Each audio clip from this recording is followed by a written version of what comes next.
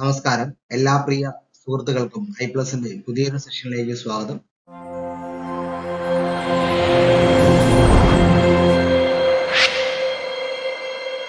ഇന്ന് നമ്മളിവിടെ ഡിസ്കസ് ചെയ്യുന്നത് കേരള PSCയുടെ ലേറ്റസ്റ്റ് നോട്ടിഫിക്കേഷൻ ആയ account grade 2 junior account clerk various company board corporation തസ്തികയിലേക്കുള്ള പരീക്ഷയുടെ പ്രീവിയസ് ഇയർ ക്വസ്റ്റ്യൻ പേപ്പറിന്റെ ഡിസ്കഷൻ ആണ് നമ്മൾ ഈ ക്ലാസ് കൊണ്ട് ഉദ്ദേശിക്കുന്നത്. ഇതൊരു സീരീസ് എന്നോളം പല പാർട്ടായിട്ട് നിങ്ങളിലേക്ക് ലഭിക്കുന്നതാണ്. നമുക്ക് ക്ലാസ്സിലേക്ക് കടക്കാം. ആദ്യത്തെ ചോദ്യത്തിലേക്ക് നമുക്ക് കടക്കാം. Schedule of 5 of companies act 2013 deals with. ഇതിൽ ഷെഡ്യൂൾ 5 പറഞ്ഞിരിക്കുന്ന കാര്യം എന്താണെന്നുള്ളതാണ് ചോദ്യം. ഈ കഴിഞ്ഞ സെപ്റ്റംബർ മാസം 13 നടന്നിട്ടുള്ള കേരള ഫിനാൻഷ്യൽ കോർപ്പറേഷൻ പരീക്ഷയുടെ ക്വസ്റ്റ്യൻ പേപ്പറിൽ എടുത്തിട്ടുള്ള ചോദ്യമാണ്. ഏറ്റവും ലേറ്റസ്റ്റ് ആയിട്ടുള്ള പരീക്ഷയുടെ ചോദ്യമാണിത്. ഇതേ നിലവാരത്തിലായിരിക്കും നിങ്ങളുടെ പരീക്ഷയും പോകുന്നത്. കാരണം കേരള ഫിനാൻഷ്യൽ കോർപ്പറേഷന്റെ സിലബസിനോട് ചേർന്ന് നിൽക്കുന്ന സിലബസ് തന്നെയാണ് നിങ്ങൾക്ക് വരുന്നത്. ഇതേ പാറ്റേൺ ഇതേ രീതിയിലുള്ള മോഡൽ എക്സാം ക്വസ്റ്റ്യൻസുകളാണ് നിങ്ങൾ കൂടുതൽ പ്രിഫർ ചെയ്ത് മുന്നോട്ട് പോകേണ്ടത്. നമുക്ക് ചോദ്യത്തിലേക്ക് വന്നു കഴിഞ്ഞാൽ ചോദ്യം ചോദിച്ചിരിക്കുന്നത് ഷെഡ്യൂൾ 5 ഓഫ് കമ്പനീസ് ആക്ട് ആണ്. നമ്മൾ ഓരോ ചോദ്യം പഠിക്കുമ്പോഴും എങ്ങനെയാണ് ഈ ചോദ്യവുമായി ബന്ധപ്പെട്ട് നമ്മൾ മൂവ് ചെയ്യേണ്ടതെന്നുള്ളതിനെ പറ്റി ഒരു ധാരണ മനസ്സിലാക്കണം. അപ്പൊ ആദ്യം തന്നെ ഇതൊരു റൂട്ട് ലേണിംഗ് മെത്തേഡിലാണ് നമുക്ക് ഇത് ആൻസർ ചെയ്യാൻ പറ്റുന്നത്. എന്ന് വെച്ചാൽ ഒരു മെമ്മറൈസേഷൻ മെത്തേഡ് നമുക്ക് ഇവിടെ അപ്ലൈ ചെയ്യാൻ പറ്റുള്ളൂ. കാരണം ഇത് ഷെഡ്യൂൾഡ് കമ്പനീസ് ആക്ട് പറയുന്ന ഷെഡ്യൂളുകൾ നമ്മൾ പഠിക്കുക, അത് റീകോൾ ചെയ്യാൻ മാത്രം രീതിയിൽ കണക്ട് ചെയ്യുക എന്നുള്ളൊരു സൊല്യൂഷൻ മാത്രമേ നമുക്ക് ഇവിടെ ഉള്ളൂ.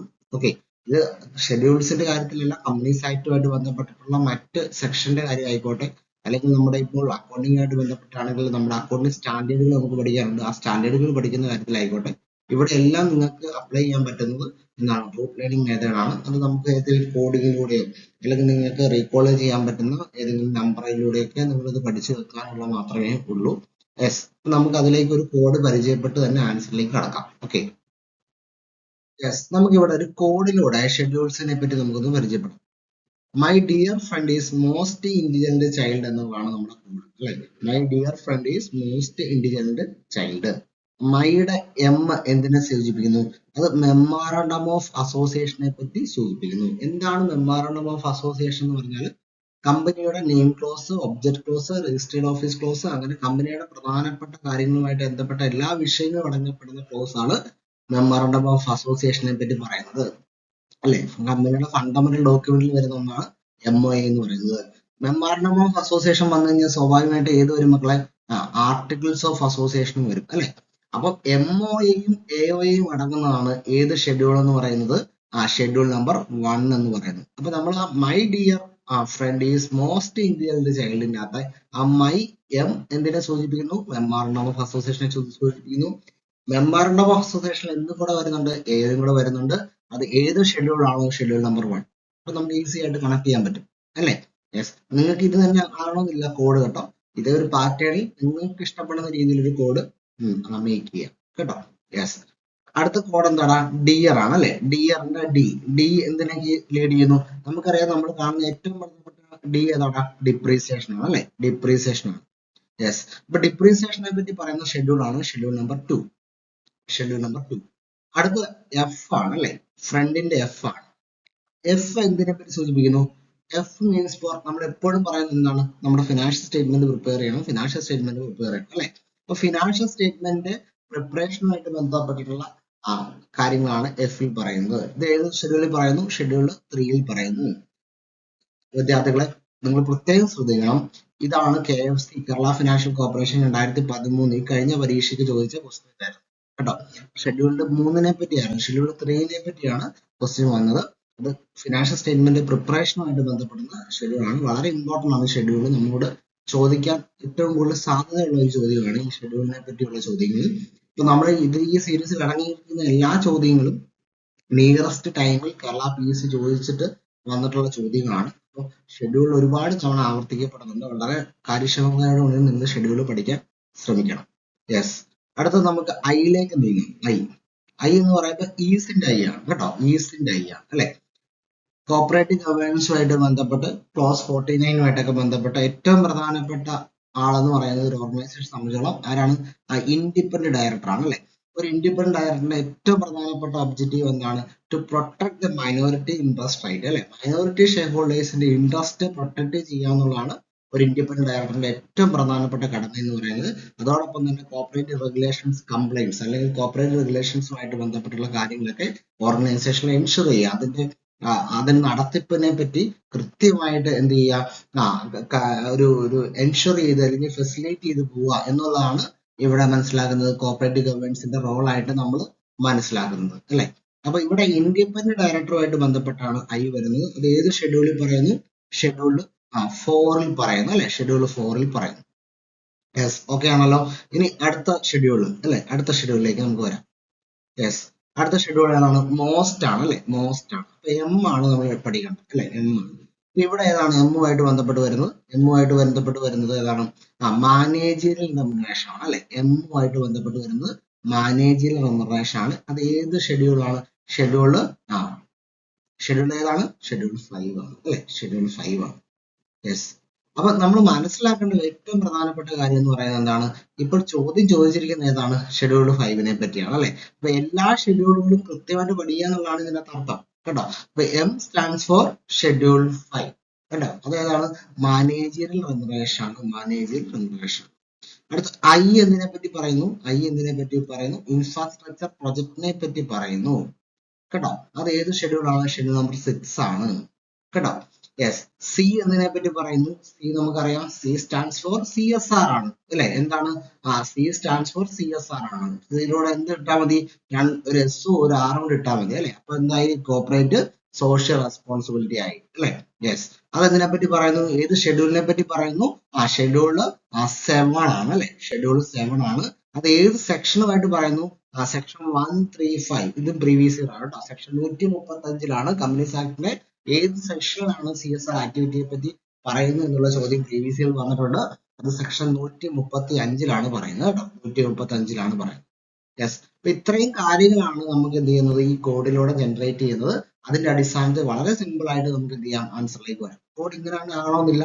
നിങ്ങളുടെ പ്രിഫറൻസ് അനുസരിച്ച്, നിങ്ങളുടെ പാറ്റേൺ അനുസരിച്ച് നിങ്ങൾക്ക് മലയാളത്തിലോ ഇംഗ്ലീഷിലോ എന്ത് ചെയ്യാം? നിങ്ങൾക്ക് കോഡുകൾ ജനറേറ്റ് ചെയ്യാം കേട്ടോ. നിങ്ങൾക്ക് ഇതുമായിട്ട് ലിങ്ക് ചെയ്യണമെന്ന് മാത്രമേ ഉള്ളൂ. കഥാപാത്രങ്ങൾ വെച്ച് നിങ്ങൾക്ക് കോഡ് ജനറേറ്റ് ചെയ്യാം. ഇംഗ്ലീഷിൽ ഏതെങ്കിലും വേർഡ് വെച്ചിട്ട് നിങ്ങൾക്ക് പറയാം കേട്ടോ. യെസ്. അങ്ങനെ പല രീതിയിൽ നിങ്ങൾക്ക് കോഡ് ജനറേറ്റ് ചെയ്യാം. നിങ്ങളുടെ വിഷ് അനുസരിച്ച്, നിങ്ങളുടെ താല്പര്യങ്ങൾക്ക് അനുസരിച്ച് നിങ്ങൾക്ക് കോഡുകൾ ജനറേറ്റ് ചെയ്യാം. പക്ഷെ നിങ്ങൾ ശ്രദ്ധിക്കുന്ന ഒരു കാര്യം, നമ്മൾ ബൈഹാർട്ട് ചെയ്യേണ്ട ഏതൊരു കണ്ടന്റും നിങ്ങൾ റീകോൾ ചെയ്യാൻ മാത്രം, പെട്ടെന്ന് നിങ്ങളുടെ മെമ്മറിയിൽ നിന്ന് നിങ്ങൾക്ക് റീകോൾ ചെയ്യാൻ മാത്രം, പെട്ടെന്ന് നിങ്ങൾക്കത് കണക്ട് ചെയ്യാൻ ചെയ്യുന്ന രീതിയിൽ നിങ്ങൾ എന്ത് ചെയ്യുക? പഠിക്കാൻ ശ്രമിക്കുക. അങ്ങനെ ഉണ്ടെങ്കിൽ നിങ്ങൾക്ക് തെറ്റില്ലാതെ, കാരണം ഇതൊക്കെ മൈനസിലേക്ക് പെട്ടെന്ന് ലീഡ് ചെയ്യും. 1, 2 ആകാനോ 2, 3 ആകാനോ നിങ്ങൾക്ക് ഉറപ്പിക്കണം അല്ലെ.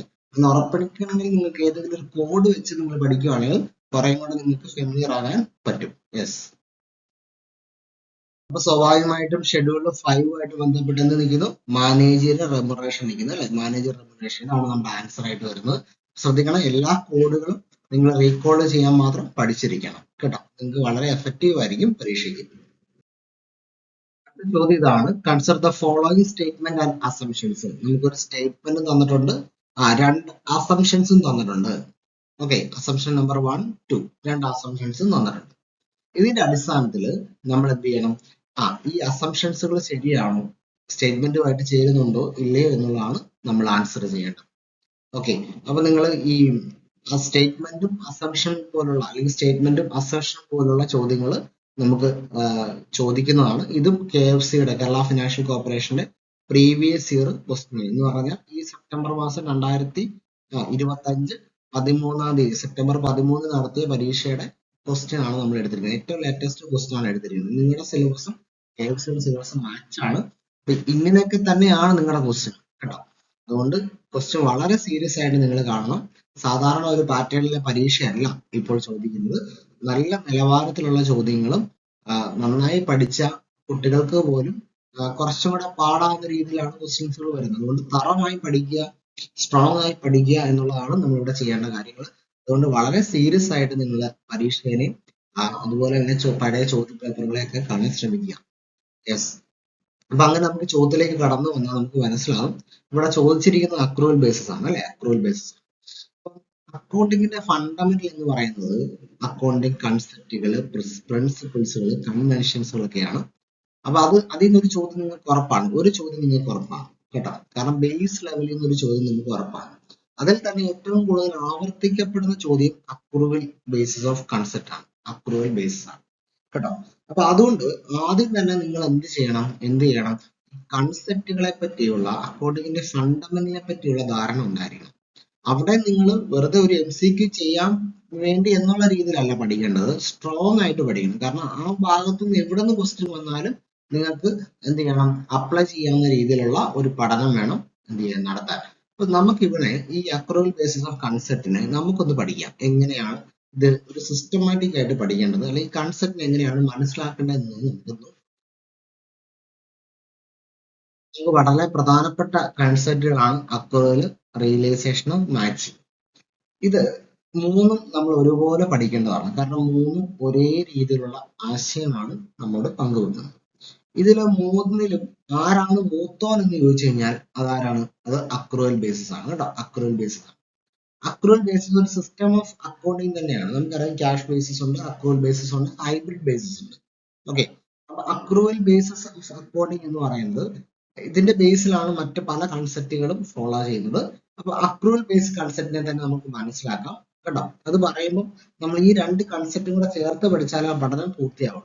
അപ്പൊ ഇവിടെ എന്താണ് അക്രൂവൽ ബേസിസ് കൺസെപ്റ്റ് എന്ന് പറഞ്ഞാല്, അക്രൂവൽ ബേസിസ് ഓഫ് കൺസെപ്റ്റ് എന്ന് പറഞ്ഞാല്, ഒന്ന് അക്രൂവൽ ബേസിസ് ഓഫ് കൺസെപ്റ്റ് പറയുന്നത് എന്താണെന്ന് ചോദിച്ചു കഴിഞ്ഞാൽ റവന്യൂ റെക്കഗ്നൈസ് ചെയ്യുന്നതും അല്ലെങ്കിൽ എക്സ്പെൻസ് ഇൻകേർഡ് ചെയ്യുന്നതും, റവന്യൂ റെക്കഗ്നൈസ് ചെയ്യുന്നതും എക്സ്പെൻസ് ഇൻകേർഡ് ചെയ്യുന്നതും എന്തിന്റെ ഫോർമാറ്റിലായിരിക്കണം, അല്ലെങ്കിൽ എന്തിന്റെ ഫോക്കസിലായിരിക്കണം, അത് ടൈമിന്റെ ഫോക്കസിലായിരിക്കണം. ഇവിടെ നമ്മൾ ഫോക്കസ് ചെയ്യേണ്ട ഫാക്ടർ എന്ന് പറയുന്നത് ടൈമാണ്.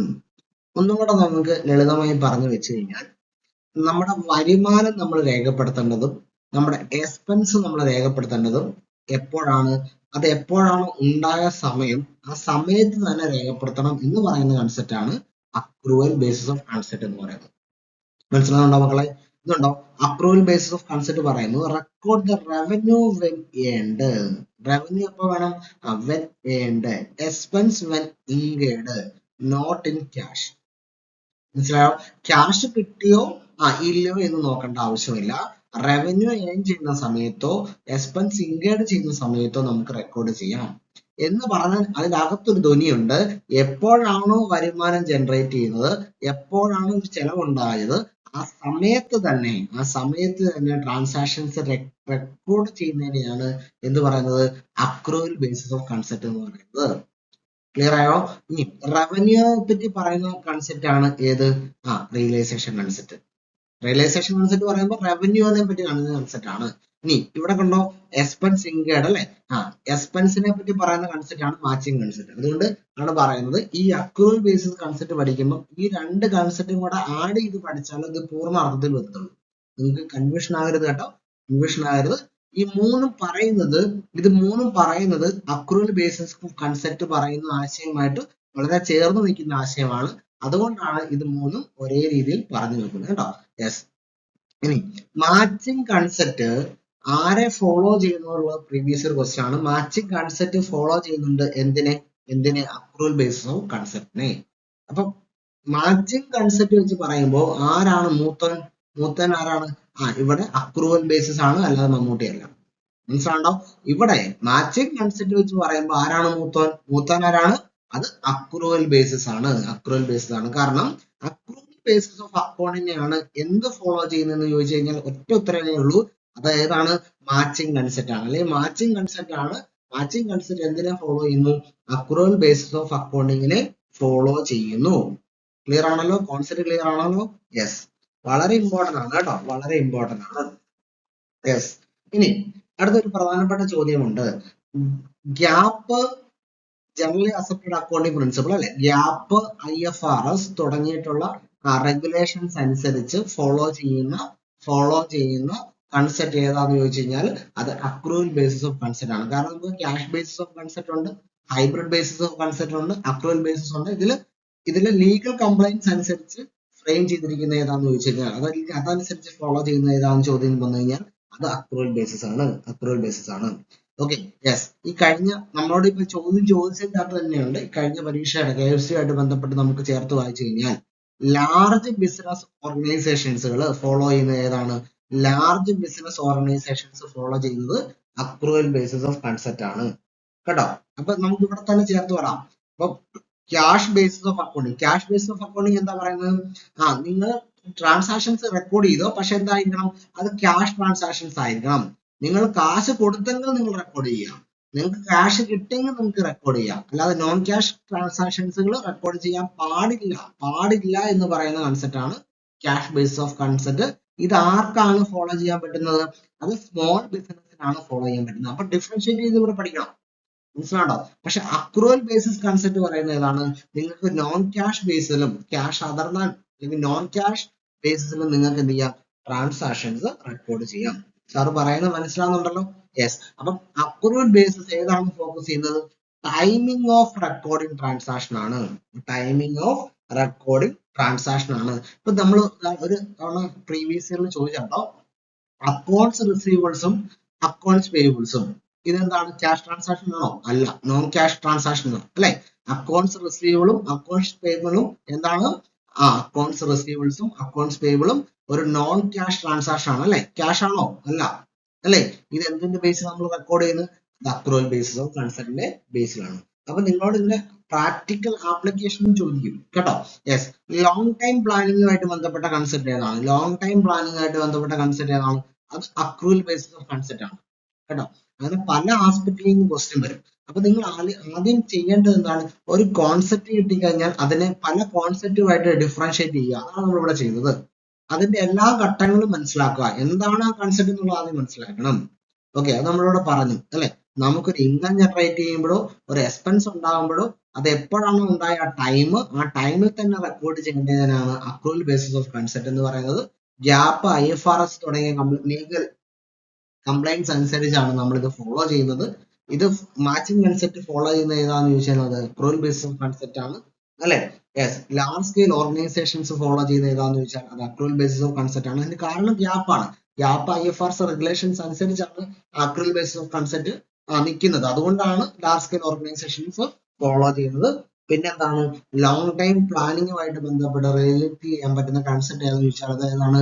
അക്രൂവൽ ബേസിസ് ഓഫ് കൺസെപ്റ്റ് ആണ് കേട്ടോ. അപ്പൊ ഇത്രയും കാര്യങ്ങളെങ്കിലും ഒരു ബേസ് ലെവൽ, ഞാൻ ഇപ്പോഴും പറയുന്നത് ഒരു ബേസ് ലെവൽ, ഇത്രയും കാര്യങ്ങളെങ്കിലും ഒരു ബേസ് ലെവലിൽ മനസ്സിലാക്കിയാൽ മാത്രമേ നമുക്ക് എന്ത് ചെയ്യാൻ പറ്റുള്ളൂ? ഒരു കോമ്പറ്റേറ്റീവ് എക്സാമിന് നമുക്ക് ഒരുങ്ങാൻ പറ്റുള്ളൂ. പലപ്പോഴും കുട്ടികൾ ഈ കൺസെപ്റ്റുകളൊക്കെ ഞാൻ പഠിക്കുന്നുണ്ട്, ഒരു 2 മിനിറ്റോ 3 മിനിറ്റോ ഒക്കെ കൊണ്ട് തീർക്കുവാണ്. അങ്ങനെ പെട്ടെന്ന് തീർക്കാൻ പറ്റുന്ന സാധനമല്ല കൺസെപ്റ്റ് എന്ന് പറയുന്നത് കേട്ടോ. ഇത് വളരെ വളരെ ഫണ്ടമെന്റൽ ആണ്. അതുകൊണ്ട് ആ ഒരു നിലവാരത്തിൽ വേണം പഠിക്കാൻ. ഇപ്പൊ നമ്മൾ അക്രൂവൽ ബേസിസിനെ പറ്റി മനസ്സിലാക്കി. Record revenue when earned, expense when incurred, not based on cash കേട്ടോ. എന്ന് പറയുന്നത് ഇവിടെ ആലോചിക്കണം, ഒരു റവന്യൂ അല്ലെങ്കിൽ ഒരു എക്സ്പെൻസ് നമ്മൾ റെക്കോർഡ് ചെയ്യുന്നത് എപ്പോഴാണ്? അത് ടൈമിംഗ് ഓഫ് ട്രാൻസാക്ഷനെ ബേസ് ചെയ്തിട്ടാണ്. ഓക്കെ, ക്ലിയർ ആണല്ലോ. ഇനി നമുക്ക് അടുത്ത കൺസെപ്റ്റിലേക്ക് വരാം. അടുത്ത കൺസെപ്റ്റ് ഏതാണ്? ഇത് റിയലൈസേഷൻ കൺസെപ്റ്റ് ആണ്. ഇവിടെ പറയുന്നുണ്ട് റെക്കഗ്നൈസ് റവന്യൂ ഓൺലി. നിങ്ങൾ ആദ്യം മനസ്സിലാക്കണം, റിയലൈസേഷൻ കൺസെപ്റ്റ് എന്തിനെയാണ് ഫോക്കസ് ചെയ്യുന്നത്? റവന്യൂവിനെയാണ് ഫോക്കസ് ചെയ്യുന്നത്. അത് നിങ്ങൾ ആലോചിക്കണം കേട്ടോ. ഓക്കെ, അക്രൂവൽ ബേസിസ് എന്തിനെ ഫോക്കസ് ചെയ്യുന്നത്? ടൈമിങ്ങിനെയാണ് ഫോക്കസ് ചെയ്യുന്നത്. ഇവിടെ ഫോക്കസ് ചെയ്യുന്ന റവന്യൂ. അപ്പൊ റവന്യൂ മാത്രം നോക്കിയാൽ മതി. Okay, yes clear. യെസ്. എന്താണ് റവന്യൂ കൺസെപ്റ്റ് പറയുന്നത് അല്ലെങ്കിൽ റിയലൈസേഷൻ കൺസെപ്റ്റ് പറയുന്നത്? റവന്യൂ റെക്കഗ്നൈസ് ചെയ്യുന്നത് only when earned and measurable. Okay, yes. Revenue recognise ചെയ്യേണ്ടത് അല്ലെങ്കിൽ റെക്കോർഡ് ചെയ്യേണ്ടത് only when earned and measurable. ഈ കണ്ടീഷൻ മാത്രമേ എന്ത് ചെയ്യാൻ പാടുള്ളൂ? റവന്യൂ റെക്കഗ്നൈസ് ചെയ്യാൻ പറ്റുള്ളൂ. ക്ലിയർ ആയോ? ഒന്നും കൂടെ വളരെ ലളിതമായിട്ട് പറഞ്ഞു കഴിഞ്ഞാൽ, ഒരു വരുമാനം നമ്മൾ രേഖപ്പെടുത്തണമെങ്കിൽ, ക്ലിയർ ആയോ, അത് വരുമാനം രേഖപ്പെടുത്താൻ സാധിക്കുന്ന കണ്ടീഷൻ മാത്രമേ രേഖപ്പെടുത്താൻ പാടുള്ളൂ. എന്ന് പറഞ്ഞാൽ ഒരു ലീഗൽ റൈറ്റ് നമുക്കുണ്ടെങ്കിൽ നമുക്ക് എന്ത് ചെയ്യാം? ഒരു വരുമാനം രേഖപ്പെടുത്താം. ഒരു എക്സാമ്പിൾ പറഞ്ഞു കഴിഞ്ഞാൽ, നമ്മൾ ഒരു സോപ്പ് വിറ്റു, ഒരു 25 രൂപയുടെ സോപ്പ് വിറ്റെന്ന് വിചാരിച്ചോ.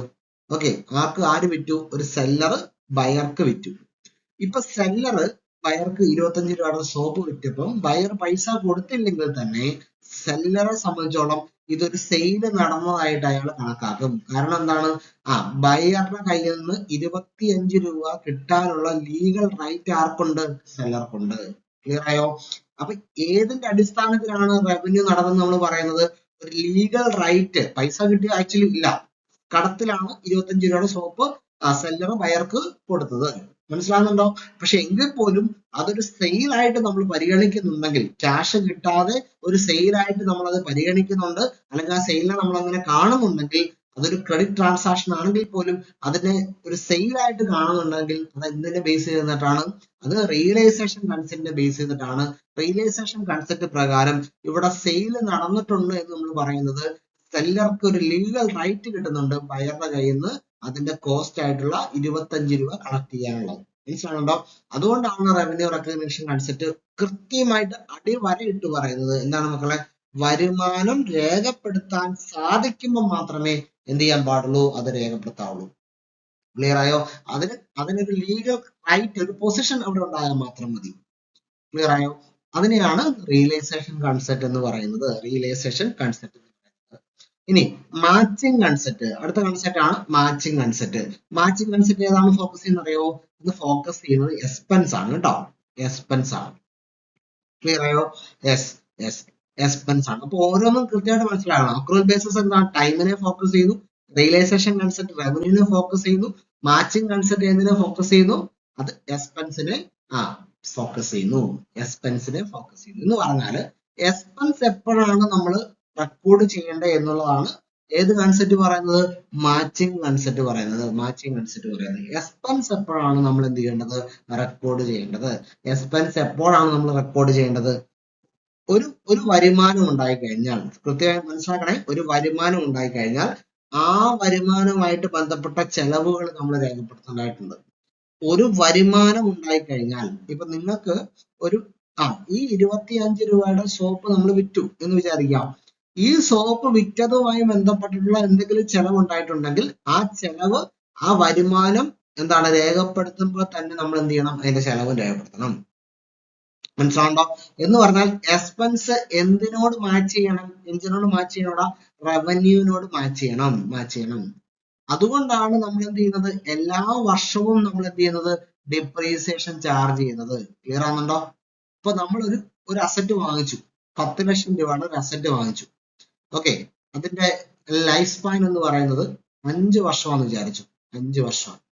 അപ്പൊ 1ാമത്തെ വർഷവും 2ാമത്തെ വർഷവും 3ാമത്തെ വർഷവും 4ാമത്തെ വർഷവും 5ാമത്തെ വർഷവും ഈ പ്ലാന്റിൽ നിന്ന്, അല്ലെങ്കിൽ ഈ വാങ്ങിച്ച ഫിക്സഡ് അസറ്റിൽ നിന്ന്, ഈ മെഷീനിൽ നിന്ന് നമുക്ക് എന്തുണ്ടാകുന്നുണ്ട്? വരുമാനം ഉണ്ടാകുന്നുണ്ട് അല്ലെ? 5 വർഷവും വരുമാനം ഉണ്ടാകുന്നുണ്ട് ഈ മെഷീനറിയിൽ നിന്ന്. അപ്പൊ ആ വരുമാനം ഉണ്ടാകുമ്പോൾ ഓരോ വർഷവും വരുമാനത്തിന് ആനുപാതികമായിട്ടുള്ള ചെലവുകളും മെഷീനുമായിട്ട് ബന്ധപ്പെട്ട് വരും. ആ ചെലവുകളാണ് നമ്മൾ ആക്ച്വലി ഡിപ്രീസിയേഷൻ എന്ന് പറയുന്നത് എഴുതുന്നത്. അപ്പൊ എല്ലാ വർഷവും നമ്മൾ എന്ത് ചെയ്യുന്നുണ്ട്? വരുമാനം ഉണ്ടാകുന്നുണ്ടെങ്കിൽ ഡിപ്രീസിയേഷൻ P&L അക്കൗണ്ട് ഡെബിറ്റ് സൈഡിൽ ഒരു എക്സ്പെൻസ് ആയിട്ട് കാണിക്കുന്നുണ്ട്. അത് എന്തിന്റെ ബേസിലാണ്? മാച്ചിങ് കൺസെപ്റ്റിന്റെ ബേസിലാണ്. കാരണം എന്തുകൊണ്ടാ?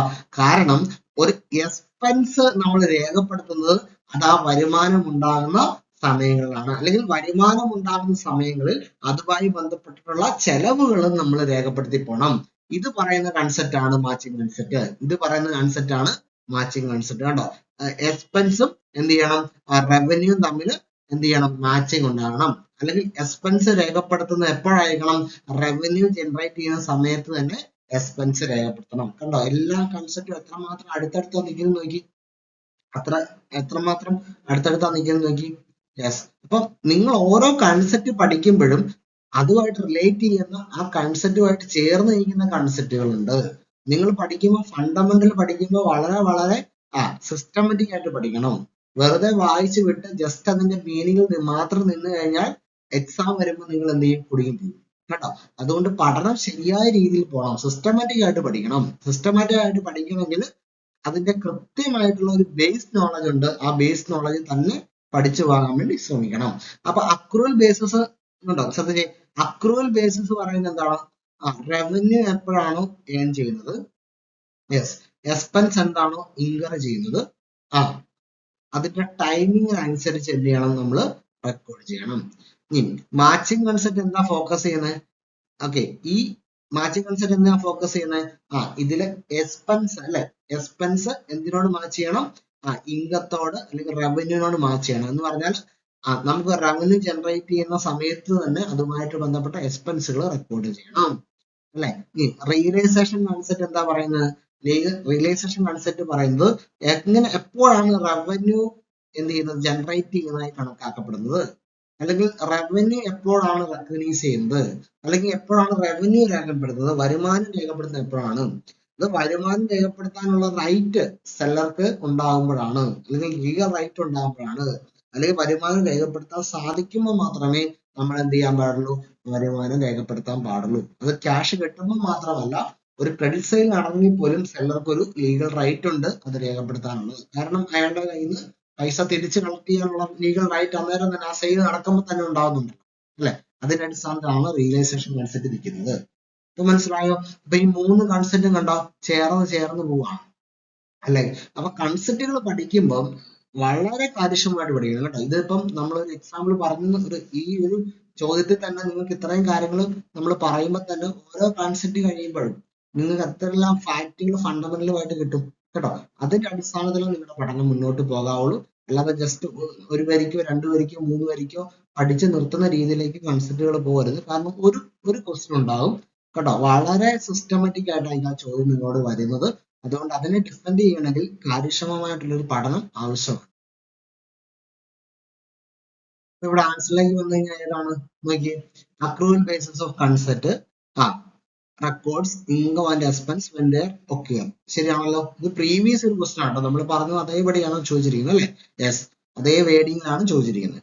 അപ്പൊ എന്താണ് ആദ്യത്തെ ആശയം? എന്താണ്? ശരിയാണ്, അല്ലെ? രണ്ടാമത്തെ ആശയം, large business do not have a cash transactions. Large business do not have a transaction. Do not have a cash transaction നമുക്ക് പറയാൻ പറ്റുമോ? അവർക്ക് ക്യാഷ് ട്രാൻസാക്ഷൻ ഉണ്ടാവും, പക്ഷെ ക്യാഷ് ട്രാൻസാക്ഷനേക്കാൾ കൂടുതൽ എന്തായിരിക്കും? ക്രെഡിറ്റ് ട്രാൻസാക്ഷൻ ആയിരിക്കും, അല്ലെ? അങ്ങനെ സ്റ്റേറ്റ്മെന്റ് ആണെങ്കിൽ നമുക്ക് ശരിയാണെന്ന് പറയാം. പക്ഷെ ലാർജ് ഓർഗനൈസേഷന് എന്താണ്, ഇതൊരു നെഗറ്റീവ് സ്റ്റേറ്റ്മെന്റ് അല്ലെ? എന്ന് വെച്ചാൽ എന്താണ്, ക്യാഷ് ട്രാൻസാക്ഷൻ ഒന്നും ഇല്ല എന്ന് നമുക്ക് പറയാൻ പറ്റുമോ? അങ്ങനെ പറയാൻ പറ്റില്ല, അല്ലെ? ക്യാഷ് ട്രാൻസാക്ഷൻസ് ഉണ്ട്, പക്ഷെ ക്യാഷിനേക്കാൾ കൂടുതൽ ഏത് ട്രാൻസാക്ഷൻ ആണ് വരുന്നത്? അത് ക്രെഡിറ്റ് ട്രാൻസാക്ഷൻ ആണ്. ഈ ഒരു സ്റ്റേറ്റ്മെന്റ് ശരിയാണ്. പക്ഷെ ഇവിടെ പറഞ്ഞിരിക്കുന്നത് എന്താണ്? ഡു നോട്ട് ഹാവ് എന്നാണ് പറഞ്ഞിരിക്കുന്നത്, തെറ്റാണ്, അല്ലെ? അപ്പൊ ഏത് മാത്രമേ മാച്ച് ചെയ്യുന്നുള്ളൂ? ഒന്നാമത്തെ അസംഷൻസ് മാത്രമേ മാച്ച് ചെയ്യുന്നുള്ളൂ. യെസ്, ഒരു ചോദ്യത്തിലേക്ക് നമുക്ക് കടക്കാം. ഇവിടെ which of the following statement are incorrect എന്നുള്ളതാണ് ചോദ്യം. ഇൻകറക്റ്റ് കേട്ടോ. അപ്പൊ ഇവിടെ ഡിപ്രീസിയേഷനെ പറ്റി ചോദിച്ചിട്ടുണ്ട്, നമ്മുടെ അസറ്റ് ഈസ് ഈക്വൽ ടു നമ്മുടെ ഫണ്ടമെന്റൽ അക്കൗണ്ടിങ് ഇക്വേഷനെ പറ്റി ചോദിച്ചിട്ടുണ്ട്, അല്ലെ? പ്രൊവിഷനെ പറ്റി ചോദിച്ചിട്ടുണ്ട്, ക്യാപിറ്റൽ പ്രോഫിറ്റിനെ പറ്റി ചോദിച്ചിട്ടുണ്ട്. ഇതിൽ ഇൻകറക്റ്റ് ആയിട്ടുള്ള സ്റ്റേറ്റ്മെന്റുകൾ ഏതൊക്കെയാണെന്നുള്ളതാണ് ചോദ്യം. Depreciation is non cash expenditure എന്നുള്ളതാണ് പറയുന്നത്. Yes, charge to P&L account, asset is equal to equities in the basic accounting equations. Provisions are created through the appropriation of profit. Capital profit will be treated as income in the profit and loss account. Okay, ഇത്രയും statement ആണ് ചോദിച്ചിരിക്കുന്നത്.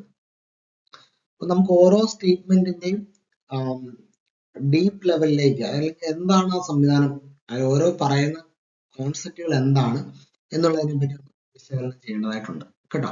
നമുക്ക് ഓരോന്നും വിശകലനം ചെയ്യുന്നതോടൊപ്പം തന്നെ അപ്പൊ അതുമായിട്ട് ബന്ധപ്പെട്ട അത്രയും ഫാക്ട്സുകൾ നിങ്ങൾക്ക് മനസ്സിലാവും കേട്ടോ. അപ്പൊ നിങ്ങൾ വെറുതെ ഒരു ചോദ്യം ചെയ്തു പോകുന്നതിനുപരി നിങ്ങൾ ആ ചോദ്യത്തിന്റെ അപ്പുറത്തേക്ക് ചിന്തിക്കാനും ചോദ്യവുമായി ബന്ധപ്പെട്ടുള്ള എല്ലാ വിഷയങ്ങളും മനസ്സിലാക്കാൻ കൂടെ ശ്രമിക്കുകയാണെങ്കിൽ നിങ്ങളൊരു 10-50-100 ക്വസ്റ്റ്യൻ ചെയ്ത് കഴിയുമ്പോൾ തന്നെ നിങ്ങൾക്ക് എത്രമാത്രം ഫാക്ട്സുകൾ കിട്ടുമെന്നറിയാം, എത്രമാത്രം നോളജുകൾ അക്കൗണ്ടിങ് ആയിട്ട് ബന്ധപ്പെട്ടോ അല്ലെങ്കിൽ നിങ്ങൾ പഠിക്കുന്ന വിഷയവുമായി കിട്ടുമെന്നറിയാം. ആ തരത്തിലുള്ള നിങ്ങൾ പ്രീവിയസ് ക്വസ്റ്റ്യനെ പറ്റി കാണാവുള്ളൂ. അല്ലാതെ ഒരു വലിയൊരു ഏതെങ്കിലും ഒരു ബാങ്ക് ഒരു എന്താണ് ഒരു MCQന്റെ ഒരു 100 ക്വസ്റ്റ്യൻസിന്റെ മെറ്റീരിയൽ എടുത്ത് വെച്ചിട്ട് വെറുതെ കുറെ ക്വസ്റ്റ്യൻ ചെയ്ത് പോയി കഴിഞ്ഞാൽ അത് എവിടെ എത്തില്ല, മനസ്സിലാണ്ടോ? കാരണം ക്വസ്റ്റ്യൻസുകൾ ആവർത്തിക്കുന്നത് വളരെ കുറവാണ്. പക്ഷെ KFCയുടെ ഒക്കെ നമ്മുടെ ക്ലാസ്സുകളിലെ ക്വസ്റ്റ്യൻസ് അതേപടി പരീക്ഷയ്ക്ക് വരുന്ന ഒരു സാഹചര്യം ഉണ്ടായിട്ടുണ്ട്. ഓക്കെ, എങ്കിൽ പോലും പൊതുവായി നമുക്ക് പറയുവാണെങ്കിൽ ക്വസ്റ്റ്യൻസുകൾ വീണ്ടും ആവർത്തിക്കപ്പെടുന്ന ഒരു ഘട്ടം ഉണ്ടാകാനുള്ള സാധ്യത കുറവാണ്. എന്ന് പറഞ്ഞാൽ ആശയങ്ങൾ ആവർത്തിക്കും കേട്ടോ. ആശയങ്ങൾ ആവർത്തിക്കുമ്പോൾ നിങ്ങൾ ആശയങ്ങൾ വളരെ സിസ്റ്റമാറ്റിക് ആയിട്ട് പഠിച്ചു പോകേണ്ടതായിട്ടുണ്ട്. അതുകൊണ്ട് ഓരോ ക്വസ്റ്റ്യനെയും നമ്മൾ എടുക്കുന്ന ഒരു സയന്റിഫിക് മെത്തേഡ് ഉണ്ട് കേട്ടോ. ആ ലെവലിൽ തന്നെ നിങ്ങൾ പഠിച്ചു പോകാൻ വേണ്ടി ശ്രമിക്കണം.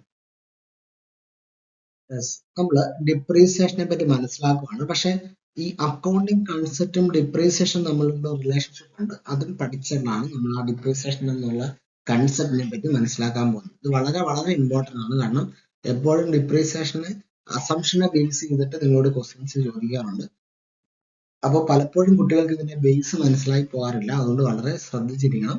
ഈ തരത്തിലാണ് നിങ്ങൾ ഡിപ്രീസിയേഷനെ കാണേണ്ടത് കേട്ടോ. ആദ്യം ഡിപ്രീസിയേഷന്റെ ഒരു ഇൻട്രൊഡക്ഷൻ കൊടുത്തു കഴിഞ്ഞാൽ ഡിപ്രീസിയേഷൻ എന്താണ്? ഒരു നോൺ ക്യാഷ് എക്സ്പെൻസ് ആണ് അല്ലെ, ഒരു നോൺ ക്യാഷ് എക്സ്പെൻസ് ആണ്. എന്ന് വെച്ചാൽ എന്താണ്? അതിനൊരു ക്യാഷിന്റെ ഔട്ട്ഫ്ലോ ഉണ്ടാകുന്നില്ല. ഡിപ്രീസിയേഷൻ ഒരു ക്യാഷിന്റെ ഔട്ട്ഫ്ലോ ഉണ്ടാകുന്നില്ല. ഇപ്പൊ ഡിപ്രീസിയേഷൻ നമ്മൾ ചാർജ് ചെയ്യുന്നെങ്കിൽ പോലും നമുക്ക് ബുക്കിൽ കാണിക്കുന്നതിനപ്പുറം നമുക്കൊരു ക്യാഷിന്റെ ഔട്ട്ഫ്ലോ ഉണ്ടാകുന്നില്ല, ക്യാഷിന്റെ ചെലവായിട്ട് പുറത്തോട്ട് പോകുന്നില്ല അല്ലെ. അതാണ് ഡിപ്രീസിയേഷൻ ഒരു പ്രത്യേകത എന്ന് പറയുന്നത്. ഇത് നമ്മൾ എവിടെയാണ് ചാർജ് ചെയ്യുന്നത്? പ്രോഫിറ്റ് ആൻഡ് ലോസ് അക്കൗണ്ടിൽ അതിന്റെ ഡെബിറ്റ് സൈഡിൽ ഒരു ഇൻഡയറക്റ്റ് എക്സ്പെൻസ് ആയിട്ടാണ് നമ്മൾ എന്ത് കാണിക്കുന്നത്? ഡിപ്രീസിയേഷൻ കാണിക്കുന്നത്. അപ്പൊ ഡിപ്രീസിയേഷൻ ഒരു ഇൻഡയറക്റ്റ് എക്സ്പെൻസ് ആണ്. അത് പ്രോഫിറ്റ് ആൻഡ് ലോസ് അക്കൗണ്ടിന്റെ ഡെബിറ്റ് സൈഡിലാണ് കാണിക്കുന്നത് കേട്ടോ. ഇത്രയും കാര്യങ്ങളാണ് ഡിപ്രീസിയേഷനെ പറ്റിയുള്ള ഒരു പ്രാഥമികമായിട്ടുള്ള ഒരു വിവരം എന്ന് പറയുന്നത് കേട്ടോ. ഇനി ഇവിടെ നമ്മൾ നോക്കിക്കഴിഞ്ഞാൽ ഡിപ്രീസിയേഷനുമായിട്ട് ബന്ധപ്പെട്ടിട്ടുള്ള അക്കൗണ്ടിങ് കൺസെപ്റ്റുകൾ ഏതൊക്കെയാണെന്നുള്ളത് നോക്കണം. അത് വളരെ ഇമ്പോർട്ടൻ്റ് ആണ് കേട്ടോ, വളരെ വളരെ ഇമ്പോർട്ടൻ്റ് ആണ്. നമുക്ക് ആദ്യത്തെ കൺസെപ്റ്റിലേക്ക് തന്നെ കടക്കാം. ഓക്കെ, ആദ്യത്തെ കൺസെപ്റ്റ് ആണ് ഗോയിങ് കൺസേൺ കൺസെപ്റ്റ് ആണ്. ആദ്യം ഗോയിങ് കൺസേൺ കൺസെപ്റ്റ് എന്താ പറയുന്നത്? ബിസിനസ് ഒരു ഇൻഡെഫിനിറ്റ് പീരിയഡിലേക്ക് ആണ് നിൽക്കുന്നത്, അല്ലാതെ ഇമ്മീഡിയറ്റ് ആയിട്ട് ഷട്ട് ഡൗൺ ചെയ്യാനല്ല ബിസിനസ് പ്രവർത്തിക്കുന്നത്. അത് എത്ര നാളും ബിസിനസ് നന്നായിട്ട് പോകുമോ അത്രയും നാൾ നന്നായിട്ട് പോകണം എന്നുള്ള അസംഷനാണ് നമ്മൾ എന്ത് ചെയ്യുന്നത്? ബിസിനസിന്റെ ഓരോ പ്രവർത്തനങ്ങളും നടത്തുന്നത്. അതാണ് ഗോയിങ് കൺസേൺ കൺസെപ്റ്റ് പറയുന്നത്. ഇനി ഇത് ഏതുമായിട്ട് ബന്ധപ്പെട്ട് നിൽക്കുന്നുണ്ട്? ഡിപ്രീസിയേഷനുമായിട്ട് ബന്ധപ്പെട്ട് നിൽക്കുന്നുണ്ട്. അതെങ്ങനെയാന്ന് വെച്ച് കഴിഞ്ഞാൽ, നിങ്ങൾ നിങ്ങളുടെ പ്ലാന്റിലേക്ക് ഒരു മിഷനറി വാങ്ങിക്കുന്നു എന്ന് വിചാരിക്കുക. ആ മിഷനറിയുടെ ലൈഫ് സ്പാൻ എന്ന് പറയുന്നത് 25 വർഷത്തിനാണെന്ന് വിചാരിക്കാം. അതായത് ആ 25 വർഷത്തേന് ഉപയോഗിക്കാൻ വേണ്ടിയാണ് നിങ്ങൾ ആ മിഷനറി വാങ്ങിക്കുന്നത് അല്ലെ, അല്ലാതെ എന്തിനല്ല? ഒരു ഇമ്മീഡിയറ്റ് സെയിലിനല്ല. മനസ്സിലാകുന്നുണ്ടോ? ഇമ്മീഡിയറ്റ് സെയിലിനല്ല എന്ന് പറഞ്ഞതിന്റെ അർത്ഥം എന്താ? ഒരു മിഷനറി വാങ്ങിക്കുന്നത് എത്ര കാലം ആ മെഷീൻ നല്ല രീതിയിൽ പ്രവർത്തിക്കാൻ പറ്റുമോ അത്രയും നാൾ ആ മെഷീൻ ഉപയോഗിക്കുക എന്നുള്ള അസംഷനാണ്. അത് തന്നെയല്ലേ ഗോയിങ് കൺസേൺ. ഗോയിങ് കൺസേൺ എന്താ പറയുന്നത്? ഒരു ബിസിനസ് ഏറ്റവും നന്നായിട്ട് പ്രവർത്തിക്കാൻ പറ്റുന്നത്, അല്ലെങ്കിൽ നന്നായിട്ട് പ്രവർത്തിക്കാൻ പറ്റുന്നത് എന്ന് വരെയാണോ അത്രയും കാലം നന്നായിട്ട് പ്രവർത്തിക്കാൻ പോവുക, അല്ലാതെ ഇമ്മീഡിയറ്റ് ആയിട്ട് ഷട്ട് ഡൗൺ ചെയ്യാനും ഇമ്മീഡിയറ്റ് ആയിട്ട് ക്ലോസ് ചെയ്യാനല്ല ഒരു ബിസിനസ് പോകുന്നത്. ഇതേ ആശയം തന്നെയല്ലേ ഇവിടെ വരുന്നത് അല്ലെ? യെസ്. അപ്പൊ ഇവിടുത്തെ അസംഷൻ എന്താണ്? On the assumption business will not close soon. അത് തന്നെയാണ് ഒരു അസറ്റ് വാങ്ങിക്കുമ്പോഴുള്ള അസംഷൻ. അപ്പൊ ഗോയിങ് കൺസേൺ കൺസെപ്റ്റ് ഏതുമായിട്ട് ബന്ധപ്പെടുന്നുണ്ട്? ഡിപ്രീസിയേഷനുമായിട്ട് ബന്ധപ്പെടുന്നുണ്ട്. കിട്ടിയല്ലോ? അതാണ് ഇവിടെ ഡിപ്രീസിയേഷനും ഗോയിങ് കൺസേൺ കൺസെപ്റ്റും തമ്മിലുള്ള ബന്ധം. നിങ്ങൾ ശ്രദ്ധിക്കേണ്ട ഒരു കാര്യം, നിങ്ങൾ കണ്ടോ, ഒരു അസംഷനെ നമ്മൾ ഒരു കൺസെപ്റ്റുമായിട്ട് ലിങ്ക് ചെയ്യുന്നത് കണ്ടോ? അവ ഏത് രീതിയിൽ ക്വസ്റ്റ്യൻസ് വരും. ഞാനിപ്പോ ഈ പറയുന്ന ചർച്ച ചെയ്യുന്ന എല്ലാം പ്രീവിയസ് ഇയർ ക്വസ്റ്റ്യന്റെ ബാക്ക്ഗ്രൗണ്ടിലാണ് കേട്ടോ. നമ്മൾ ഒരു ക്ലാസ്സിൽ പോലും നമ്മളൊരു കോൺസെപ്റ്റ് പറയുമ്പോൾ അതുപോലെ പ്രീവിയസ് ഇയർ ക്വസ്റ്റ്യൻസുകൾ തന്നെയാണ് പറഞ്ഞു പോകുന്നത്. കാരണം എല്ലാം നിങ്ങൾ പഠിക്കുന്നത് ഏത് ഗ്രൗണ്ടിലായിരിക്കണം? Previous year ക്വസ്റ്റ്യന്റെ ഗ്രൗണ്ടിലായിരിക്കണം. അതാണ് കോമ്പറ്റേറ്റീവ് എക്സാമിന്റെ ഏറ്റവും പ്രധാനപ്പെട്ട സ്ട്രാറ്റജി എന്ന് പറയുന്നത്. സിലബസിനെ എങ്ങനെ പഠിക്കണം? പ്രീവിയസ് ഇയർ ക്വസ്റ്റ്യന്റെ ബാക്ക്ഗ്രൗണ്ടിലാണ് പഠിക്കുക. അതുകൊണ്ട് നമ്മൾ പറയുന്ന എല്ലാം പ്രീവിയസ് ഇയർ ക്വസ്റ്റ്യൻ വെച്ചിട്ടാണ് കേട്ടോ. അതുകൊണ്ട് വളരെ ശ്രദ്ധിക്കണം. അപ്പൊ ഇവിടെ ഗോയിങ് കൺസേൺ കൺസെപ്റ്റിന് ഒരു ആപ്ലിക്കേഷൻ ലെവൽ ഉണ്ട് ഡിപ്രീസിയേഷനുമായിട്ട് ബന്ധപ്പെട്ട്. അതാണ് നമ്മളിവിടെ പറയുന്നത്. ഇനി മാച്ചിങ് കൺസെപ്റ്റും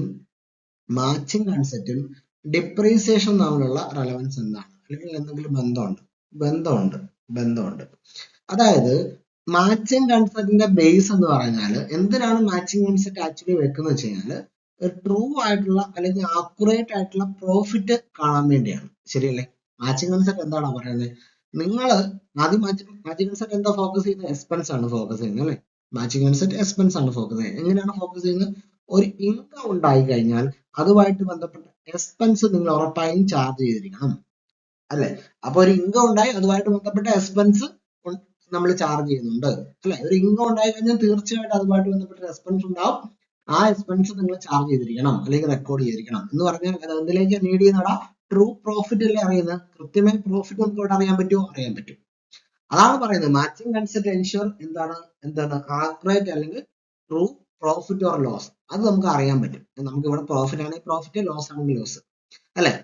ഒരു ഇൻകം ജനറേറ്റ് ചെയ്യുമ്പോൾ അത് നമ്മൾ എക്സ്പെൻസ് നോക്കുന്നില്ല, ഇൻകം ആണ് നമ്മൾ നോക്കുന്നത്. എക്സ്പെൻസിലേക്ക് ലീഡ് ചെയ്യുന്നില്ലെങ്കിൽ ട്രൂ പ്രോഫിറ്റ് അറിയാൻ പറ്റുമോ? ഇല്ല. അതുകൊണ്ടാണ് മാച്ചിങ് കൺസെപ്റ്റ് പറയുന്നത് ഒരു എക്സ്പെൻസ് നിങ്ങൾ ഉറപ്പായി റെക്കോർഡ് ചെയ്തിരിക്കണം എപ്പോൾ ഒരു ഇൻകം ജനറേറ്റ് ചെയ്യുമ്പോൾ, അല്ലെ? യെസ്, അത് തന്നെയല്ലേ ഡിപ്രീസിയേഷൻ ചെയ്യുന്നത്, അല്ലെ? ഇപ്പൊ നിങ്ങളൊരു മെഷീൻ വാങ്ങിച്ചു, ഇവിടുത്തെ നേരത്തെ എക്സാമ്പിൾ ആണെങ്കിൽ മെഷീൻ വാങ്ങിച്ചു. ഓക്കെ, 25 വർഷത്തിനുള്ള മെഷീൻ വാങ്ങിക്കുന്നത്. അപ്പൊ ഓരോ വർഷവും മെഷീനും കൊണ്ട് നമുക്ക് ലാഭം ഉണ്ടാകുന്നുണ്ടോ? ഉണ്ടാകുന്നുണ്ട്, റവന്യൂ ഉണ്ടാകുന്നുണ്ട്, അല്ലെ? അപ്പൊ ഓരോ വർഷവും ലാഭം, അതായത് ആ മെഷീന് ബന്ധപ്പെട്ട ചെലവായിട്ടുള്ള ഡിപ്രീസിയേഷൻ നമ്മൾ എല്ലാ വർഷവും ചാർജ് ചെയ്യണോ? ചാർജ് ചെയ്യണം. ക്ലിയർ ആകുന്നുണ്ടോ? അതായത് 25 വർഷം മെഷീന്റെ ലൈഫ് സ്പാൻ ഉണ്ട്, മെഷീൻ ഉപയോഗിക്കുന്നുണ്ട്. എല്ലാ വർഷവും മെഷീനിൽ നിന്ന് ലാഭം ഉണ്ടെങ്കിൽ എപ്പോഴൊക്കെ ലാഭം ഉണ്ടാകുന്നുണ്ടോ, എപ്പോഴൊക്കെ എന്ത് ചെയ്യുന്നുണ്ട്, ഇൻകം ജനറേറ്റ് ചെയ്യുന്നുണ്ടോ, അപ്പോഴൊക്കെ അതുമായിട്ട് ബന്ധപ്പെടുന്ന എന്താണ് എക്സ്പെൻസുകൾ നമ്മൾ എന്ത് ചെയ്യണം? റെക്കോർഡ് ചെയ്യണം. മനസ്സിലാകുന്നുണ്ടോ? അതുകൊണ്ടാണ് ഡിപ്രീസിയേഷൻ നമ്മൾ എല്ലാ വർഷവും റെക്കോർഡ് ചെയ്തു പോകുന്നത്, എല്ലാ വർഷവും റെക്കോർഡ് ചെയ്യുന്നത്. ക്ലിയർ ആയോ? യെസ്. അപ്പൊ എക്സ്പെൻസും റവന്യൂവും തമ്മിൽ മാച്ച് ഉണ്ടാകണം എന്ന് പറയുന്ന കൺസെപ്റ്റ് ആണ് മാച്ചിങ് കൺസെപ്റ്റ്. അതിന്റെ അടിസ്ഥാനത്തിലാണ് ഓരോ വർഷവും, അല്ലെങ്കിൽ നിങ്ങൾ ആലോചിച്ച് നോക്കിയേ, ഇപ്പൊ ഒരു മെഷീൻ വാങ്ങിക്കുന്നു, 25 വർഷത്തിനുള്ള എക്സ്പെൻസ് ഒറ്റയടിക്ക് ഏതെങ്കിലും വർഷത്തിൽ കാണിച്ചാൽ പോരെ? അങ്ങനെ കാണിക്കാൻ പാടില്ല. കാരണം എന്താ? ഓരോ വർഷത്തെയും റിട്ടേൺ അല്ലെങ്കിൽ ഇൻകം അതുമായിട്ട് ബന്ധപ്പെടുന്ന എക്സ്പെൻസുമായിട്ട് വേണം മാച്ച് ചെയ്യാൻ എന്ന് പറയുന്ന കൺസെപ്റ്റ് ആണ് മാച്ചിങ് കൺസെപ്റ്റ്. അതിന്റെ അടിസ്ഥാനത്തിലാണ് ഡിപ്രീസിയേഷൻ നമ്മൾ എന്ത് ചെയ്യുന്നത്? ഓരോ വർഷവും റെക്കോർഡ് ചെയ്തു പോകുന്നത്. ക്ലിയർ ആകുന്നുണ്ടല്ലോ? ഓക്കെ, ഓരോ കൺസെപ്റ്റും പഠിക്കുമ്പോഴും അതിന്റെ ആപ്ലിക്കേഷൻ ലെവലിൽ ഏതൊക്കെ കാര്യങ്ങളുമായിട്ട് അതിനെ ലിങ്ക് ചെയ്യണം എന്നുള്ളതും പഠിക്കണം. എങ്കിൽ മാത്രമേ അത് ഫുൾ എഡ്ജിലായിട്ട് നിങ്ങൾക്ക് എക്സാമിന് അത് ഉപകരിക്കുകയുള്ളൂ, കേട്ടോ? യെസ്. ഇനി അടുത്താണ് കോസ്റ്റ് കൺസെപ്റ്റ്. കോസ്റ്റ് കൺസെപ്റ്റ് വളരെ ഇമ്പോർട്ടന്റ് ആണ് കേട്ടോ. എപ്പോഴും ഇതിൽ ഏറ്റവും കൂടുതൽ തവണ ചോദിക്കുന്നത് കോസ്റ്റ് കൺസെപ്റ്റും ഡിപ്രീസിയേഷനും ബന്ധപ്പെട്ട ചോദ്യമാണ് വരുന്നത്, കേട്ടോ? അപ്പൊ എന്താണ് കോസ്റ്റ് കൺസെപ്റ്റ് പറയുന്നത്?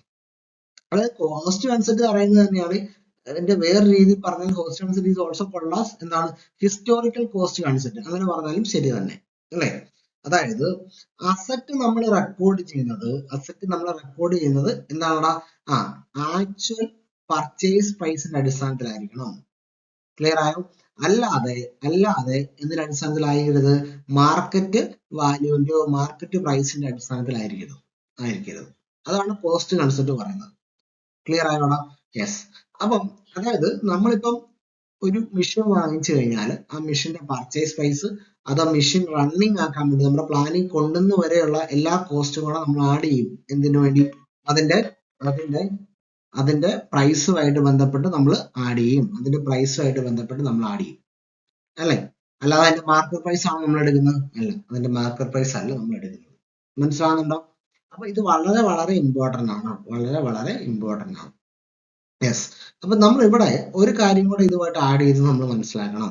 ഇപ്പൊ എന്തുകൊണ്ടാണ് നമ്മൾ അങ്ങനെ എടുക്കുന്നത് എന്നുള്ള ചോദ്യമുണ്ട്. അത് ഒബ്ജക്റ്റീവ് പ്രിൻസിപ്പിളിന്റെയും അതോടൊപ്പം തന്നെ ഏതാണ്? അത് വേരിഫിബിലിറ്റി പ്രിൻസിപ്പിളിന്റെയും അടിസ്ഥാനത്തിലാണ് നമ്മൾ എടുക്കാൻ കാരണം. അത് ഇവിടെ നമ്മൾ ആഡ് ചെയ്ത് പഠേണ്ട ഒരു കാര്യമാണ്. എന്താണ് ഒബ്ജക്റ്റീവ് പ്രിൻസിപ്പിൾ അല്ലെങ്കിൽ വേരിഫിബിലിറ്റി പ്രിൻസിപ്പിൾ എന്ന് ചോദിച്ചു കഴിഞ്ഞാൽ, നിങ്ങൾ ഒരു കാര്യം റെക്കോർഡ് ചെയ്യണമെങ്കിൽ നിങ്ങൾക്ക് എവിഡൻസ് വേണം. എവിഡൻസിനെ ബേസ് ചെയ്തിട്ട് മാത്രമേ നിങ്ങൾക്ക് റെക്കോർഡ് ചെയ്യാൻ പാടുള്ളൂ. ഇതാണ് ഒബ്ജക്റ്റീവ് പ്രിൻസിപ്പിൾ പറയുന്നത്. യെസ്. നിങ്ങൾക്ക് എന്ത് ചെയ്യണം? ഈ എവിഡൻസുകൾ നിങ്ങൾക്ക് വെരിഫൈ ചെയ്യാൻ പറ്റണം. അതാണ് വേരിഫിബിലിറ്റി പ്രിൻസിപ്പിൾ പറയുന്നത്. മനസ്സിലാവുന്നുണ്ടോ? ഇപ്പൊ നിങ്ങൾ ഒരു അസറ്റ് വാങ്ങിക്കുന്നു, നിങ്ങൾ ഒരു TV വാങ്ങിക്കുന്നു, അതിലെന്തുണ്ടടാ? ഇൻവോയ്സ് ഉണ്ട്, അല്ലെ? ഇൻവോയ്സ് ഉണ്ട്, ബില്ലുണ്ട്, അല്ലെ? ഒരുപാട് മെറ്റീരിയൽ നിങ്ങൾക്ക് എവിഡൻസ് ആയിട്ട് പറയാൻ പറ്റും. മനസ്സിലാവുന്നുണ്ടോ? യെസ്. അപ്പൊ കോസ്റ്റ് പ്രൈസിലാണ് നിങ്ങൾ ഒരു കാര്യം റെക്കോർഡ് ചെയ്യുന്നതെങ്കിൽ, അല്ലെങ്കിൽ കോസ്റ്റ് പ്രൈസിലാണ്, അല്ലെങ്കിൽ ഹിസ്റ്റോറിക്കൽ കോസ്റ്റ് കൺസെപ്റ്റ് അനുസരിച്ചാണ് നിങ്ങൾ ഒരു കാര്യം റെക്കോർഡ് ചെയ്യുന്നതെങ്കിൽ എന്തുണ്ടാവും? അതിന് എവിഡൻസ് ഉണ്ടാകും. ക്ലിയർ ആയോ? ആ എവിഡൻസുകൾ വെരിഫൈ ചെയ്യാൻ പറ്റുന്നുണ്ട്. അപ്പൊ കോസ്റ്റ് കൺസെപ്റ്റ് എന്തിനെയൊക്കെ ഫുൾഫിൽ ചെയ്യുന്നുണ്ട്? ഒബ്ജക്റ്റിവിറ്റി പ്രിൻസിപ്പിളിനെയും വേരിഫിബിലിറ്റി പ്രിൻസിപ്പിളിനെയും എന്ത് ചെയ്യുന്നുണ്ട്? സാറ്റിസ്ഫൈ ചെയ്യുന്നുണ്ട്. കണക്ട് ചെയ്യാൻ പറ്റുന്നുണ്ടോ? കോസ്റ്റ് കൺസെപ്റ്റ് ഒബ്ജക്റ്റീവ് പ്രിൻസിപ്പിളിനെയും, അല്ലെങ്കിൽ ഒബ്ജക്റ്റിവിറ്റി എന്ന് പറയുന്ന, വേരിഫിബിലിറ്റി എന്ന് പറയുന്ന ഈ രണ്ട് കൺസെപ്റ്റും, അല്ലെങ്കിൽ രണ്ട് അക്കൗണ്ടിങ്ങിന്റെ പ്രധാനപ്പെട്ട ഒബ്ജക്റ്റീവുകളും എന്ത് ചെയ്യുന്നുണ്ട്? സാറ്റിസ്ഫൈ ചെയ്യുന്നുണ്ട്. മനസ്സിലാവുന്നുണ്ടോ? അപ്പോൾ ഒബ്ജക്ടിവിറ്റിയും വേരിയബിലിറ്റിയും എന്ത് ചെയ്യുന്നുണ്ട്? കോസ്റ്റ് കൺസെപ്റ്റ് എന്ത് ചെയ്യുന്നുണ്ട്? സാറ്റിസ്ഫൈ ചെയ്യുന്നുണ്ട്. ഒബ്ജക്ടിവിറ്റി എന്ന് പറയുന്നത് എന്താണ്? എവിഡൻസിന്റെ ബേസ് ചെയ്തിട്ട് വേണം നിങ്ങൾ റെക്കോർഡ് ചെയ്യാൻ. വേരിയബിലിറ്റി എന്ന് പറയുന്നത് നിങ്ങൾക്ക് കിട്ടുന്ന എവിഡൻസുകൾ വേരിഫൈ ചെയ്യാൻ പറ്റണം. നിങ്ങൾ ഒരു സാധനം പർച്ചേസ് ചെയ്ത് കഴിഞ്ഞാൽ അതിന് കൃത്യമായിട്ടുള്ള ഇൻവോയ്സ് പ്രൈസുകൾ, ബില്ലുകൾ, അതിനുമായിട്ട് ബന്ധപ്പെട്ട അനുബന്ധ രേഖകൾ നിങ്ങൾക്ക് കിട്ടും അല്ലേ? അത് എന്തിനെ സാറ്റിസ്ഫൈ ചെയ്യുന്നുണ്ട്? ഒബ്ജക്ടിവിറ്റിനെ സാറ്റിസ്ഫൈ ചെയ്യുന്നുണ്ട്. അത് എന്തിനെ സാറ്റിസ്ഫൈ ചെയ്യുന്നുണ്ട്? വേരിയബിലിറ്റിയെ സാറ്റിസ്ഫൈ ചെയ്യുന്നുണ്ട്. അതിന്റെ ബേസ് ആണ് കോസ്റ്റ് കൺസെപ്റ്റ് നിൽക്കുന്നത് കേട്ടോ. അതിന്റെ ബേസ് ആണ് ഒബ്ജക്ടിവിറ്റി വേരിയബിലിറ്റിനെ ബേസ് ചെയ്തിട്ടാണ് കോസ്റ്റ് കൺസെപ്റ്റ് നിൽക്കുന്നത്. ഇപ്പോൾ നമ്മൾ കോസ്റ്റ് കൺസെപ്റ്റ് പറഞ്ഞതിന്റെ കൂടെ പറഞ്ഞതാണ്. ഇപ്പൊ നമ്മൾ ഇവിടെ വരുമ്പോൾ നമ്മൾ നോക്കേണ്ടതാണ് അത് എന്തുമായിട്ട് നമ്മൾ കമ്മ്യൂണിക്കേറ്റ് ചെയ്യണം? ഡിപ്രീസിയേഷനുമായിട്ട് കമ്മ്യൂണിക്കേറ്റ് ചെയ്യണം. ഡിപ്രീസിയേഷനുമായിട്ട് നമ്മൾ കമ്മ്യൂണിക്കേറ്റ് ചെയ്യണം. അതെങ്ങനെയാണെന്ന് സാറ് പറയാം. യെസ്, ഇവിടെ ശ്രദ്ധിച്ചേ, നിങ്ങൾക്ക് എല്ലാം കൂടെ കേട്ട് കൺഫ്യൂഷൻ ആകണ്ട. ഞാൻ അവിടെ ഒരു ഇമ്പോർട്ടന്റ് ഫാക്റ്റും കൂടെ പറഞ്ഞോളൂ. കോസ്റ്റ് കൺസെപ്റ്റ് എന്തിനെയൊക്കെ സാറ്റിസ്ഫൈ ചെയ്യുന്നുണ്ട്? ഒബ്ജക്ടിവിറ്റി പ്രിൻസിപ്പിളിനെയും അതുപോലെ വേരിയബിലിറ്റി പ്രിൻസിപ്പിളിനെയും എന്ത് ചെയ്യുന്നുണ്ട്? സാറ്റിസ്ഫൈ ചെയ്യുന്നുണ്ട്. അതാണ് നമ്മളിവിടെ പറഞ്ഞത് കേട്ടോ. അതെങ്ങനെയാന്ന് വെച്ച് കഴിഞ്ഞാൽ ഒരു ഒരു ഒരു സാധനം പർച്ചേസ് ചെയ്യുമ്പോൾ അതിന്റെ ഇൻവോയ്സ് അല്ലെങ്കിൽ നമുക്ക് എന്താണ് ബില്ലുകളൊക്കെ കിട്ടും. ഓക്കെ, അത് എവിഡന്റ് ആണ്. അതാണ് ഒബ്ജക്ടിവിറ്റി പറയുന്നത്. അതായത് നമ്മുടെ ട്രാൻസാക്ഷൻ എന്തുണ്ടായിരിക്കണം? എവിഡൻസുകൾ ഉണ്ടായിരിക്കണം. അത് കോസ്റ്റ് കൺസെപ്റ്റ് സാറ്റിസ്ഫൈ ചെയ്യുന്നുണ്ട്. അത് നമുക്ക് വേരിഫൈ ചെയ്യാൻ പറ്റണം. അതാണ് വേരിയബിലിറ്റി പ്രിൻസിപ്പിൾ പറയുന്നത്. ഇത് കോസ്റ്റ് കൺസെപ്റ്റിന്റെ ബേസിൽ നമ്മൾ പറഞ്ഞതാണ്. ഇനി ഇവിടെ അസറ്റുകൾ റെക്കോർഡ് ചെയ്യുന്നത് അതിന്റെ ഹിസ്റ്റോറിക്കൽ കോസ്റ്റിലാണ്. ഇതാണ് കോസ്റ്റ് കൺസെപ്റ്റ് പറയുന്നത്. ഓക്കെ, നിങ്ങൾ ആലോചിക്കുക, ഡിപ്രീസിയേഷൻ നമ്മൾ ചാർജ് ചെയ്യാൻ കാരണം എന്താ? അസറ്റുകൾ ഹിസ്റ്റോറിക്കൽ കോസ്റ്റിൽ റെക്കോർഡ് ചെയ്യുന്നതുകൊണ്ടാണ് നമ്മൾ ഡിപ്രീസിയേഷൻ ചാർജ് ചെയ്യുന്നത്. മനസ്സിലാണോ? അതായത് ഒരു അസറ്റ് ചാർജ് ചെയ്യുമ്പോൾ ആ അസറ്റുമായിട്ട് ബന്ധപ്പെട്ടിട്ടുള്ള എല്ലാ എക്സ്പെൻസുകളും നമ്മൾ എന്ത് ചെയ്യുന്നുണ്ട്? അവിടെ എടുക്കുന്നുണ്ട് അല്ലെ? ഒരു അസറ്റുമായിട്ട് ബന്ധപ്പെട്ടുള്ള എല്ലാ എക്സ്പെൻസുകളും നമ്മൾ അസറ്റിന്റെ വാല്യൂ കണക്കാക്കുമ്പോൾ എടുക്കുന്നുണ്ട് അല്ലെ? ശരിയല്ലേ? അതുകൊണ്ടാണ് നമ്മൾ ഡിപ്രീസിയേഷൻ എന്ത് ചെയ്യുന്നത്? കോസ്റ്റ് കൺസെപ്റ്റിൽ ചാർജ് ചെയ്യുന്നത്. അപ്പൊ നോക്കി, cost concept, matching concept, going concern concept, ഇതൊക്കെ എന്തിനോട് ചേർന്ന് വായിക്കാം? ഡിപ്രീസിയേഷനോട് ചേർന്ന് വായിക്കാം. അപ്പൊ ക്വസ്റ്റിന്റെ രീതി അനുസരിച്ച് നിങ്ങളോട് എന്ത് ചെയ്യും? ഓരോ കൺസെപ്റ്റുകളും മാറും. ഓക്കെ, ഇപ്പൊ ഓരോ വർഷവും ഡിപ്രീസിയേഷൻ നിങ്ങൾ P&L അക്കൗണ്ടിൽ ഡെബിറ്റ് ചെയ്യുന്നു. അത് എന്തിന്റെ കൺസെപ്റ്റിന്റെ അടിസ്ഥാനത്തിലാണെന്ന് ചോദിച്ചു കഴിഞ്ഞാൽ നിങ്ങൾ എന്ത് പറയും? മാച്ചിങ് കൺസെപ്റ്റിന്റെ അടിസ്ഥാനത്തിലാണ്. മനസ്സിലാവുന്നുണ്ടോ? ക്ലിയർ ആവുന്നുണ്ടോ? യെസ്. ഹിസ്റ്റോറിക്കൽ കോസ്റ്റിലാണ് നിങ്ങൾ എന്ത് ചെയ്യുന്നത്? അസറ്റ് റെക്കോർഡ് ചെയ്യുന്നത്. ഡിപ്രീസിയേഷനുമായിട്ട് ബന്ധപ്പെട്ടിട്ടുള്ള അല്ലെങ്കിൽ ഡിപ്രീസിയേഷൻ നിങ്ങൾ അതിന്റെ ഹിസ്റ്റോറിക്കൽ കോസ്റ്റിലാണ് റെക്കോർഡ് ചെയ്യുന്നത്. അല്ലെങ്കിൽ ഡിപ്രീസിയേഷൻ ചാർജ് ചെയ്യുന്നത്, ഡിപ്രീസിയേഷന്റെ കാൽക്കുലേഷൻ ചെയ്യുമ്പോൾ ഹിസ്റ്റോറിക്കൽ കോസ്റ്റ് കൺസെപ്റ്റ് കൂടെ കൺസിഡർ ചെയ്യുന്നുണ്ട്. അപ്പൊ അത് ഏത് കൺസെപ്റ്റിനെ ബേസ് ചെയ്തിട്ടാണ്? കോസ്റ്റ് കൺസെപ്റ്റിനെ ബേസ് ചെയ്തിട്ടാണ്. ഒരു അസറ്റ് വാങ്ങിക്കുമ്പോൾ ലോങ് ഡ്യൂറേഷനിലേക്കാണ് നിങ്ങൾ അസറ്റ് വാങ്ങിക്കുന്നത്. ഏത് കൺസെപ്റ്റുമായിട്ടാണ് ബന്ധപ്പെടുന്നത്? ഗോയിങ് കൺസേൺ കൺസെപ്റ്റുമായിട്ടാണ് ബന്ധപ്പെടുന്നത്. ഇങ്ങനെ ഏത് രീതിയിലും നമുക്ക് എന്ത് ചെയ്യാൻ പറ്റും? ഇതിനെല്ലാം ഇന്റർപ്രറ്റ് ചെയ്യാൻ പറ്റും കേട്ടോ. അപ്പൊ പഠനം എന്ന് പറയുന്നത് വളരെ ശാശ്വതമായിട്ട് വേണം പഠിക്കാൻ.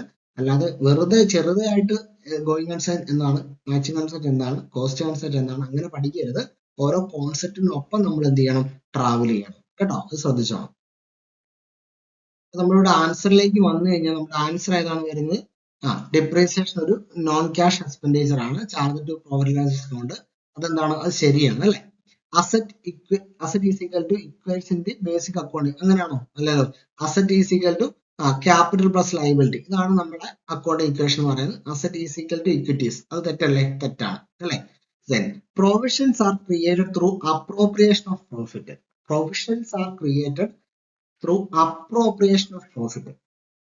എന്താ മക്കളെ ഈ അപ്രോപ്രിയേഷൻ ഓഫ് പ്രോഫിറ്റ് എന്ന് പറഞ്ഞാൽ? അപ്രോപ്രിയേഷൻ ഓഫ് പ്രോഫിറ്റ്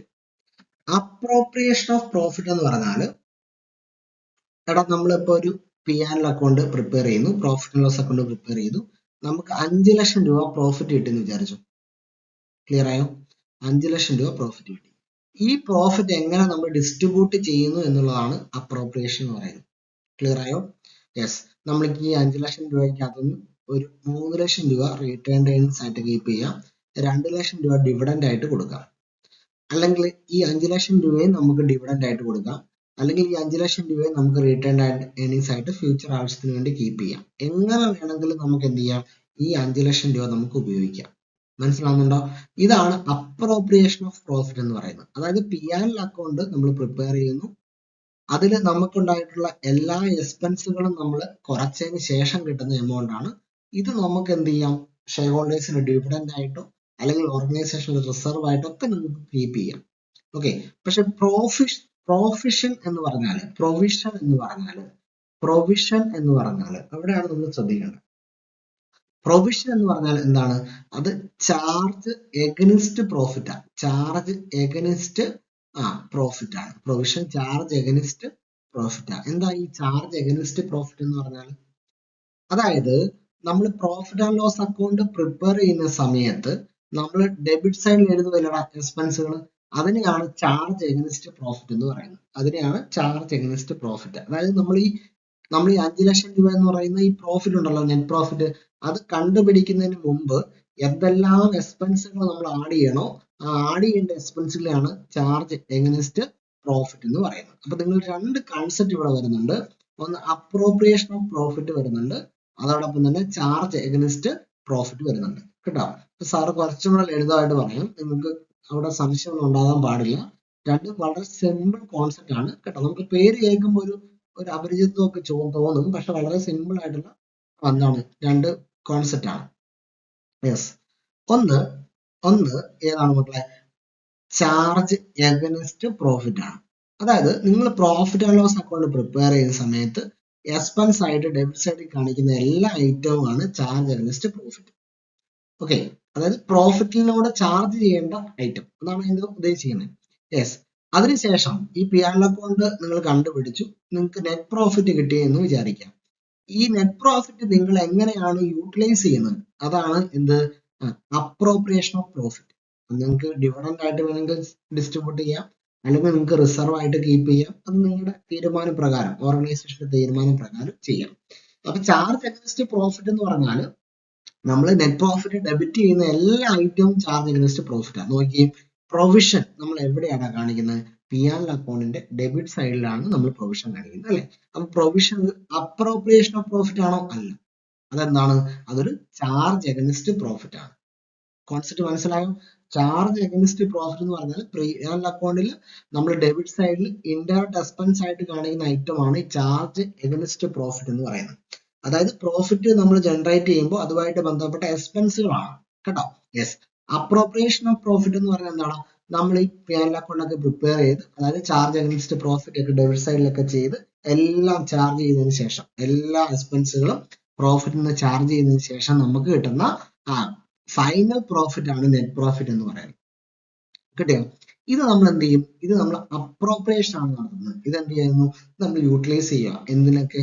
നമുക്ക് ഡിവിഡൻഡ് കൊടുക്കാനോ റിസർവ് ആയിട്ട് നിർത്താനൊക്കെയാണ് നമ്മൾ ഉപയോഗിക്കുന്നത്. അപ്പൊ പ്രൊവിഷൻ എന്താണ്? പ്രൊവിഷൻ ഒരു അപ്രോപ്രിയേഷൻ ഓഫ് പ്രോഫിറ്റ് അല്ല, ചാർജ് എഗനിസ്റ്റ് പ്രോഫിറ്റ് ആണ്. ചാർജ് എഗനിസ്റ്റ് പ്രോഫിറ്റ് ആണ്. ഓക്കെ, യെസ്, ഇത് വളരെ ഇമ്പോർട്ടന്റ് ആണ് കേട്ടോ. പ്രൊവിഷൻ എന്താണ്? ഒരു ചാർജ് എഗനിസ്റ്റ് പ്രോഫിറ്റ് ആണ്, അപ്രോപ്രിയേഷൻ ഓഫ് പ്രോഫിറ്റ് അല്ല. ശ്രദ്ധിക്കണം കേട്ടോ. യെസ്, അടുത്തൊരു, അപ്പൊ ഈ മൂന്നാമത്തെ ഓപ്ഷൻ എന്ന് പറയുന്നത് ഇൻകറക്റ്റ് ആണ്, അല്ലെ? അപ്പൊ രണ്ടാമത്തെ ഓപ്ഷൻ ഇൻകറക്റ്റ് ആണ്, മൂന്നാമത്തെ ഇൻകറക്റ്റ് ആണ്, അല്ലെ? ഇനി നാലാമത്തെ ഓപ്ഷനിലേക്ക് കടന്നു വരാം. ക്യാപിറ്റൽ പ്രോഫിറ്റിനെ പറ്റിയാണ് ചോദ്യം വന്നിരിക്കുന്നത്. നമുക്ക് ഓരോ കോൺസെപ്റ്റ് പഠിക്കുമ്പോഴും നമുക്ക് ഒരുപാട് ഐഡിയകൾ കിട്ടുന്നുണ്ട് കേട്ടോ. നിങ്ങൾ ഈ ഐഡിയകളെല്ലാം നോട്ട് ചെയ്ത് വെക്കണം കേട്ടോ. ഇതൊക്കെ റിപ്പീറ്റ്ലി ചോദിക്കുന്നതാണ് നമ്മൾ എടുക്കുന്നത് കേട്ടോ.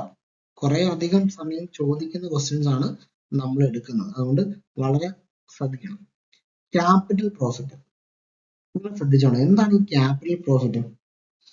അതായത് ക്യാപിറ്റൽ പ്രോഫിറ്റ് എന്ന് പറഞ്ഞാൽ ഒരു നോൺ ഓപ്പറേറ്റിംഗ് പ്രോഫിറ്റ് ആണ്. നോൺ ഓപ്പറേറ്റിംഗ് പ്രോഫിറ്റ് ആണ് എന്ന് വെച്ചാൽ എന്താ? കമ്പനിയുടെ ഡെയിലി ഓപ്പറേഷനിൽ കിട്ടുന്ന പ്രോഫിറ്റ് അല്ല ക്യാപിറ്റൽ പ്രോഫിറ്റ് എന്ന് പറയുന്നത്. ഓക്കെ, അതായത് നോൺ റെക്കറിംഗ് ആക്ടിവിറ്റി എന്ന് കിട്ടുന്ന പ്രോഫിറ്റ് ആണ് ക്യാപിറ്റൽ പ്രോഫിറ്റ്. എന്താ നോൺ റെക്കറിംഗ് ആക്ടിവിറ്റി എന്ന് പറയുന്നത്? അതായത് എന്നും ആവർത്തിക്കപ്പെടുന്ന ആക്ടിവിറ്റി എന്താണ്? സെയിൽ ആണ്, അല്ലെ? നമ്മുടെ ഡേ ടു ഡേ ട്രാൻസാക്ഷനിൽ കിട്ടുന്ന പ്രോഫിറ്റ് അല്ല ക്യാപിറ്റൽ പ്രോഫിറ്റ്, മറിച്ച് എന്താണ്? നോൺ റെക്കറിംഗ് ആക്ടിവിറ്റി, എപ്പോഴും ആവർത്തിക്കപ്പെടുന്നില്ല ആ ആക്ടിവിറ്റി, അങ്ങനെ കിട്ടുന്ന പ്രോഫിറ്റ് ആണ് ക്യാപിറ്റൽ പ്രോഫിറ്റ് എന്ന് പറയുന്നത്. ഓക്കെ, ഇതിനെ നമുക്കൊരു റെഗുലർ ഇൻകം ആയിട്ട് ട്രീറ്റ് ചെയ്യാൻ പറ്റുമോ? ഇല്ല. ഓക്കെ, യെസ്, റെഗുലർ ഇൻകം ആയിട്ട് നമുക്ക് ട്രീറ്റ് ചെയ്യാൻ പറ്റില്ല. അതുകൊണ്ട് തന്നെ ക്യാപിറ്റൽ പ്രോഫിറ്റിനെ നമുക്ക് പ്രോഫിറ്റ് ആൻഡ് ലോസ് അക്കൗണ്ടിൽ നമുക്ക് എന്ത് ചെയ്യാൻ പറ്റില്ല? അഡ്ജസ്റ്റ് ചെയ്യാൻ പറ്റില്ല. അതാണ് ഇമ്പോർട്ടന്റ്. കേട്ടോ. ക്യാപിറ്റൽ പ്രോഫിറ്റ് ശ്രദ്ധിച്ചോണേ, ഒരു നോൺ ഓപ്പറേറ്റിംഗ് ഐറ്റം ആണ്, നോൺ റെക്കറിംഗ് ആക്ടിവിറ്റി ആണ്, റെഗുലർ ഇൻകം ആയിട്ട് നമുക്ക് ട്രീറ്റ് ചെയ്യാൻ പറ്റില്ല. സോ ക്യാപിറ്റൽ പ്രോഫിറ്റിനെ നമ്മൾ എവിടെയാണ് ചാർജ് ചെയ്യുന്നത്? പ്രോഫിറ്റ് ലോസ് അക്കൗണ്ടിലാണോ? അല്ല. ക്യാപിറ്റൽ പ്രോഫിറ്റിനെ നമ്മൾ പ്രോഫിറ്റ് ആൻഡ് ലോസ് അക്കൗണ്ടിൽ ഒരു റെഗുലർ ഇൻകത്തിന്റെ കൂടെ നമുക്ക് കൂട്ടാൻ പാടില്ല. ക്ലിയർ ആകുന്നുണ്ടോ? അത് വളരെ വളരെ ഇമ്പോർട്ടന്റ് ആണ്. Yes yes. അപ്പൊ എന്താണ് ക്യാപിറ്റൽ പ്രോഫിറ്റിന്റെ അഡ്ജസ്റ്റ്മെന്റ്? ക്യാപിറ്റൽ പ്രോഫിറ്റ് എന്ന് പറയുന്നത് എന്താണ്? നമ്മൾ ഒരു ഷെയർ ഇഷ്യൂ ചെയ്തു, അതിന്റെ പ്രീമിയത്തിലാണ് ഇഷ്യൂ ചെയ്യുന്നത് വിചാരിച്ചത്, എന്ന് വെച്ചാൽ ഫേസ് വാല്യൂവിന് മുകളിലാണ് ഇഷ്യൂ ചെയ്യുന്നതെങ്കിൽ അതൊരു ക്യാപിറ്റൽ പ്രോഫിറ്റ്. ഷെയർ ഇഷ്യൂ ചെയ്യുന്നു, അത് പ്രീമിയത്തിലാണ് ഇഷ്യൂ ചെയ്യുന്നതെങ്കിൽ അതൊരു ക്യാപിറ്റൽ പ്രോഫിറ്റ് ആണ്. മനസ്സിലാകുന്നുണ്ടോ?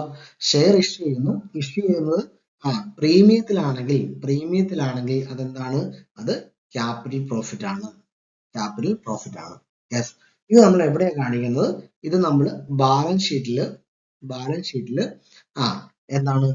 ക്യാപിറ്റൽ റിസർവ് എന്ന് പറയുന്നത് നമ്മൾ എവിടെ കാണിക്കും? റിസർവിൽ കാണിക്കും.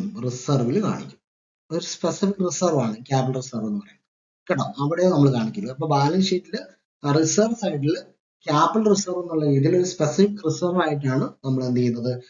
ഈ ക്യാപിറ്റൽ പ്രോഫിറ്റ് കാണിക്കുന്നത്. ഓക്കെ. അപ്പൊ 2-3 കാര്യങ്ങൾ നമ്മളിവിടെ പറഞ്ഞു. എന്താണ്? ക്യാപിറ്റൽ പ്രോഫിറ്റ് ഒരു റെഗുലർ ഇൻകം അല്ല, അതുകൊണ്ട് നമ്മളത് P&L അക്കൗണ്ടിൽ, പ്രോഫിറ്റ് ആൻഡ് ലോസ് അക്കൗണ്ടിലല്ല നമ്മളത് കാണിക്കുന്നത്. ആ ഇൻകം നമ്മൾ എവിടെ കാണിക്കും? ബാലൻസ് ഷീറ്റിൽ. ക്യാപിറ്റൽ പ്രോഫിറ്റ് നമ്മൾ എവിടെ കാണിക്കും? ബാലൻസ് ഷീറ്റിൽ റിസർവ് സൈഡിലാണ് കാണിക്കുന്നത്. ഓക്കെ. ഇവിടെ തന്നെ വേറൊരു പ്രധാനപ്പെട്ട ചോദ്യമുണ്ട്, ഇത് ഈ കോൺസെപ്റ്റുമായിട്ട് ചേർന്നാണ്. നിങ്ങൾക്കറിയാം ഡിപ്രീസിയേഷൻ എന്താണ്? ഡിപ്രീസിയേഷൻ ഒരു എക്സ്പെൻസ് ആണ്, അല്ലെ? ഇൻഡയറക്റ്റ് എക്സ്പെൻസ് ആണ്. നമ്മൾ എവിടെ കാണിക്കുന്നത്? അത് നമ്മൾ പ്രോഫിറ്റ് ആൻഡ് ലോസ് അക്കൗണ്ടിൽ ഡെബിറ്റ് സൈഡിലാണ് കാണിക്കുന്നത്. ഡിപ്രീസിയേഷൻ നമ്മൾ എവിടെ കാണിക്കുന്നത് മക്കളെ? P&L അക്കൗണ്ടിന്റെ ഡെബിറ്റ് സൈഡ്, അല്ലേ? അതുകൊണ്ട് തന്നെ നമുക്ക് അതിനെ എന്ത് പറയാം? ഡിപ്രീസിയേഷൻ എന്ന് പറയുന്നത് ചാർജ് എഗനിസ്റ്റ് പ്രോഫിറ്റ് ആണ്. മനസ്സിലാണ്ടോ? ഡിപ്രീസിയേഷൻ എന്ന് പറയുന്നത് ചാർജ് എഗനിസ്റ്റ് പ്രോഫിറ്റ് ആണ്. എന്തുകൊണ്ടാണ് ഡിപ്രീസിയേഷൻ ചാർജ് എഗനിസ്റ്റ് പ്രോഫിറ്റ് ആവുന്നത്? അത് പ്രോഫിറ്റ് ആൻഡ് ലോസ് അക്കൗണ്ടിന്റെ ഡെബിറ്റ് സൈഡിലാണ് കാണിക്കുന്നത്. അതേസമയം ഡിപ്രീസിയേഷൻ ഫണ്ട് അതെന്താണ്? അത് അപ്രോപ്രിയേഷൻ ആണ്, കേട്ടോ.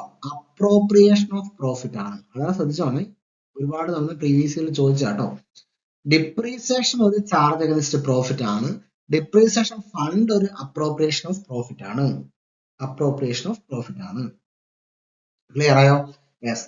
അതെന്താന്ന് ചോദിച്ചു കഴിഞ്ഞാല് ഈ ഡിപ്രീസിയേഷൻ ഒക്കെ നമ്മൾ ആഡ് ചെയ്ത് P&L അക്കൗണ്ടിൽ ആഡ് ചെയ്ത് കിട്ടുന്ന നമ്മുടെ നെറ്റ് പ്രോഫിറ്റ് ഉണ്ടല്ലോടാ, ഈ നെറ്റ് പ്രോഫിറ്റിന്റെ ഒരു പോർഷൻ ശ്രദ്ധിച്ചാണ്. നമ്മൾ P&L അക്കൗണ്ട് പ്രിപ്പയർ ചെയ്തു, അതിനുശേഷം നമുക്ക് നെറ്റ് പ്രോഫിറ്റ് കിട്ടി. ഈ നെറ്റ് പ്രോഫിറ്റിന്റെ ഒരു പോർഷൻ നമ്മൾ എന്ത് ചെയ്യുന്നു? ഡിപ്രീസിയേഷൻ ഫണ്ട് എന്ന് പറയുന്ന ഒരു റിസർവ് നമ്മൾ ക്രിയേറ്റ് ചെയ്യുന്നു. ആ റിസർവിലേക്ക് നമ്മൾ മാറ്റുകയാണ്. അതായത് റവന്യൂ പ്രോഫിറ്റിന്റെ ഒരു പാർട്ട്, കേട്ടോ. റവന്യൂ പ്രോഫിറ്റിന്റെ ഒരു പാർട്ട് നമ്മൾ എന്ത് ചെയ്യുന്നു? ഡിപ്രീസിയേഷൻ ഫണ്ടിലേക്ക്, ഡിപ്രീസിയേഷനുമായിട്ട് ബന്ധപ്പെട്ട ആവശ്യങ്ങൾ നിറവേറ്റാൻ വേണ്ടി ഒരു ഫണ്ട് ക്രിയേറ്റ് ചെയ്യുന്നു. അതാണ് ഡിപ്രീസിയേഷൻ ഫണ്ട്. അത് നെറ്റ് പ്രോഫിറ്റ്, റവന്യൂ പ്രോഫിറ്റിന്റെ, ഓപ്പറേറ്റിംഗ് പ്രോഫിറ്റിന്റെ ഒരു പാർട്ടാണ് നമ്മൾ എന്ത് ചെയ്യുന്നത്? ഡിപ്രീസിയേഷൻ ഫണ്ടിലേക്ക് മാറ്റുന്നത്. അതുകൊണ്ട് അതെന്താണ്? ഒരു അപ്രോപ്രിയേഷൻ ഓഫ് പ്രോഫിറ്റ് ആണ്. മനസ്സിലാവുന്നുണ്ടോ? അതേസമയം ഡിപ്രീസിയേഷൻ ഒരു ഇൻഡയറക്റ്റ് എക്സ്പെൻസ് ആണ്. അത് നമ്മൾ P&L അക്കൗണ്ടിൽ ഡെബിറ്റ് ആണ് ചെയ്യുന്നത്. അതുകൊണ്ട് അത് ചാർജ് അഗനിസ്റ്റ് പ്രോഫിറ്റ് ആണ്. പക്ഷെ നമ്മൾ ഇന്ന് ചാർജ് അഗനിസ്റ്റ് പ്രോഫിറ്റുകളൊക്കെ നമ്മൾ എന്ത് ചെയ്യുന്നു? ഡെബിറ്റ് സൈഡിൽ രേഖപ്പെടുത്തി എല്ലാ അഡ്ജസ്റ്റ്മെന്റും കഴിയുമ്പോൾ നമുക്ക് നെറ്റ് പ്രോഫിറ്റ് കിട്ടും. ആ നെറ്റ് പ്രോഫിറ്റിന്റെ ഡിസ്ട്രിബ്യൂഷൻ ആണ് അപ്രോപ്രിയേഷൻ ഓഫ് പ്രോഫിറ്റ് എന്ന് പറയുന്നത്. അതാണ് ഏത് ഡിപ്രീസിയേഷൻ ഫണ്ട് എന്ന് പറയുന്നത്. കാരണം നെറ്റ് പ്രോഫിറ്റിന്റെ ഒരു പോർഷൻ നമ്മൾ ഡിപ്രീസിയേഷൻ ആവശ്യങ്ങൾക്ക് വേണ്ടി മാറ്റി വെക്കുന്നതിനെയാണ് എന്ത് പറയുന്നത്? ഡിപ്രീസിയേഷൻ ഫണ്ട് എന്ന് പറയുന്നത്. അപ്പൊ ശ്രദ്ധിച്ചോണം, ഡിപ്രീസിയേഷൻ ഒരു ചാർജ് എഗനിസ്റ്റ് പ്രോഫിറ്റും ഡിപ്രീസിയേഷൻ ഫണ്ട് എന്താണ്? ഒരു അപ്രോപ്രിയേഷൻ ഓഫ് പ്രോഫിറ്റും ആണ്. കേട്ടോ. പിന്നെ ഡിപ്രീസിയേഷൻ ഫണ്ടിലേക്കുള്ള ഫണ്ട് നമ്മൾ എവിടെ നിന്നാണ് എടുക്കുന്നത്? ശ്രദ്ധിച്ചോണേ. ഡിപ്രീസിയേഷൻ ഫണ്ട് നമ്മൾ എടുക്കുന്നത് എവിടെ നിന്നാണ്? അത് റവന്യൂ പ്രോഫിറ്റിൽ നിന്നാണ്, അല്ലെങ്കിൽ ഓപ്പറേറ്റിംഗ് പ്രോഫിറ്റിൽ നിന്നാണ്, കേട്ടോ. ഡിപ്രീസിയേഷൻ ഫണ്ട് നമ്മൾ കളക്ട് ചെയ്യുന്നത് എവിടെ നിന്നാണ്? അത് എവിടുന്നാണ് ട്രാൻസ്ഫർ ചെയ്യുന്നത്? അത് നെറ്റ് പ്രോഫിറ്റിൽ നിന്നാണ് കേട്ടോ, റവന്യൂ പ്രോഫിറ്റിൽ നിന്നാണ്. ഇത്രയും കാര്യങ്ങൾ ഇവിടെ നമ്മൾ മനസ്സിലാക്കണം. ഇനി നമ്മുടെ ഓപ്ഷൻ വായിച്ച മക്കളെ, capital profit will be treated as a income in the profit and loss account. Capital profit will be treated as a income in the profit loss account ആണോ? അല്ല, നമ്മളിപ്പോ പറഞ്ഞോളൂ അല്ലെ. ക്യാപിറ്റൽ പ്രോഫിറ്റിനെ P&L അക്കൗണ്ടിലുള്ള ഇൻകം ആയിട്ട് നമ്മൾ കാണുന്നുണ്ടോ? ഇല്ല. കാരണം എന്താ? അതൊരു റെഗുലർ ആക്ടിവിറ്റി അല്ല. റെഗുലർ ആക്ടിവിറ്റി ആണെങ്കിൽ മാത്രമേ നമുക്ക് ഇൻകം ആയിട്ട് കാണാൻ സാധിക്കുകയുള്ളൂ. ക്ലിയർ ആയോ? അതൊരു റെഗുലർ ആക്ടിവിറ്റി അല്ലാത്തതുകൊണ്ട് നമുക്ക് അതിനെ ഇൻകം ആയിട്ട് കാണാൻ പറ്റില്ല കേട്ടോ. യെസ്. അപ്പൊ അതുകൊണ്ട് നമ്മൾ അതിനെ എവിടെയാണ് കാണിക്കുന്നത്? ബാലൻസ് ഷീറ്റിൽ റിസർവ് ആയിട്ടാണ് നമ്മൾ കാണിക്കുന്നത്. അപ്പൊ ഇത്രയും കാര്യങ്ങൾ നിങ്ങൾ നന്നായിട്ട് മനസ്സിലാക്കണം. നമ്മൾ ഓരോ ചോദ്യങ്ങളും കടന്നു ചെല്ലുമ്പോൾ അതിനെ എത്രമാത്രം വ്യാഖ്യാനിക്കാൻ പറ്റുമോ, എത്രമാത്രം നന്നായിട്ട് അതിനെ മനസ്സിലാക്കാനും പല അതർ കോൺസെപ്റ്റുമായിട്ട് റിലേറ്റ് ചെയ്യാനും അതിൽ നിന്ന് പല ചോദ്യങ്ങളും മനസ്സിലാക്കാനും ഒക്കെ പറ്റുന്നുണ്ടോ, അതാണ് ഈ പ്രീവിയസ് ഇയർ ക്വസ്റ്റ്യൻ പേപ്പറിന്റെ ഡിസ്കഷൻ എന്ന് പറയുന്നത്. അല്ലാതെ നമ്മൾ 1 by 1 ആയിട്ട് കുറെ MCQകൾ ചെയ്തു കഴിഞ്ഞാൽ നിങ്ങൾക്ക് ആ MCQകൾ ആവർത്തിക്കപ്പെടുന്നതല്ല ഇവിടെ പ്രശ്നം. MCQ നമുക്ക് എന്തൊക്കെ പഠിക്കാൻ പറ്റുന്നുണ്ട്, എന്തെല്ലാം നമ്മുടെ കുറവുകൾ നികത്താൻ പറ്റുന്നുള്ളതാണ് നോക്കേണ്ടത്. അത്തരത്തിലുള്ള സെൽഫ് ലേണിംഗ് ആണ് വേണ്ടത് കേട്ടോ. അങ്ങനെ തന്നെ നിങ്ങളുടെ പഠനം മുന്നോട്ട് പോകണം. Yes, thank you.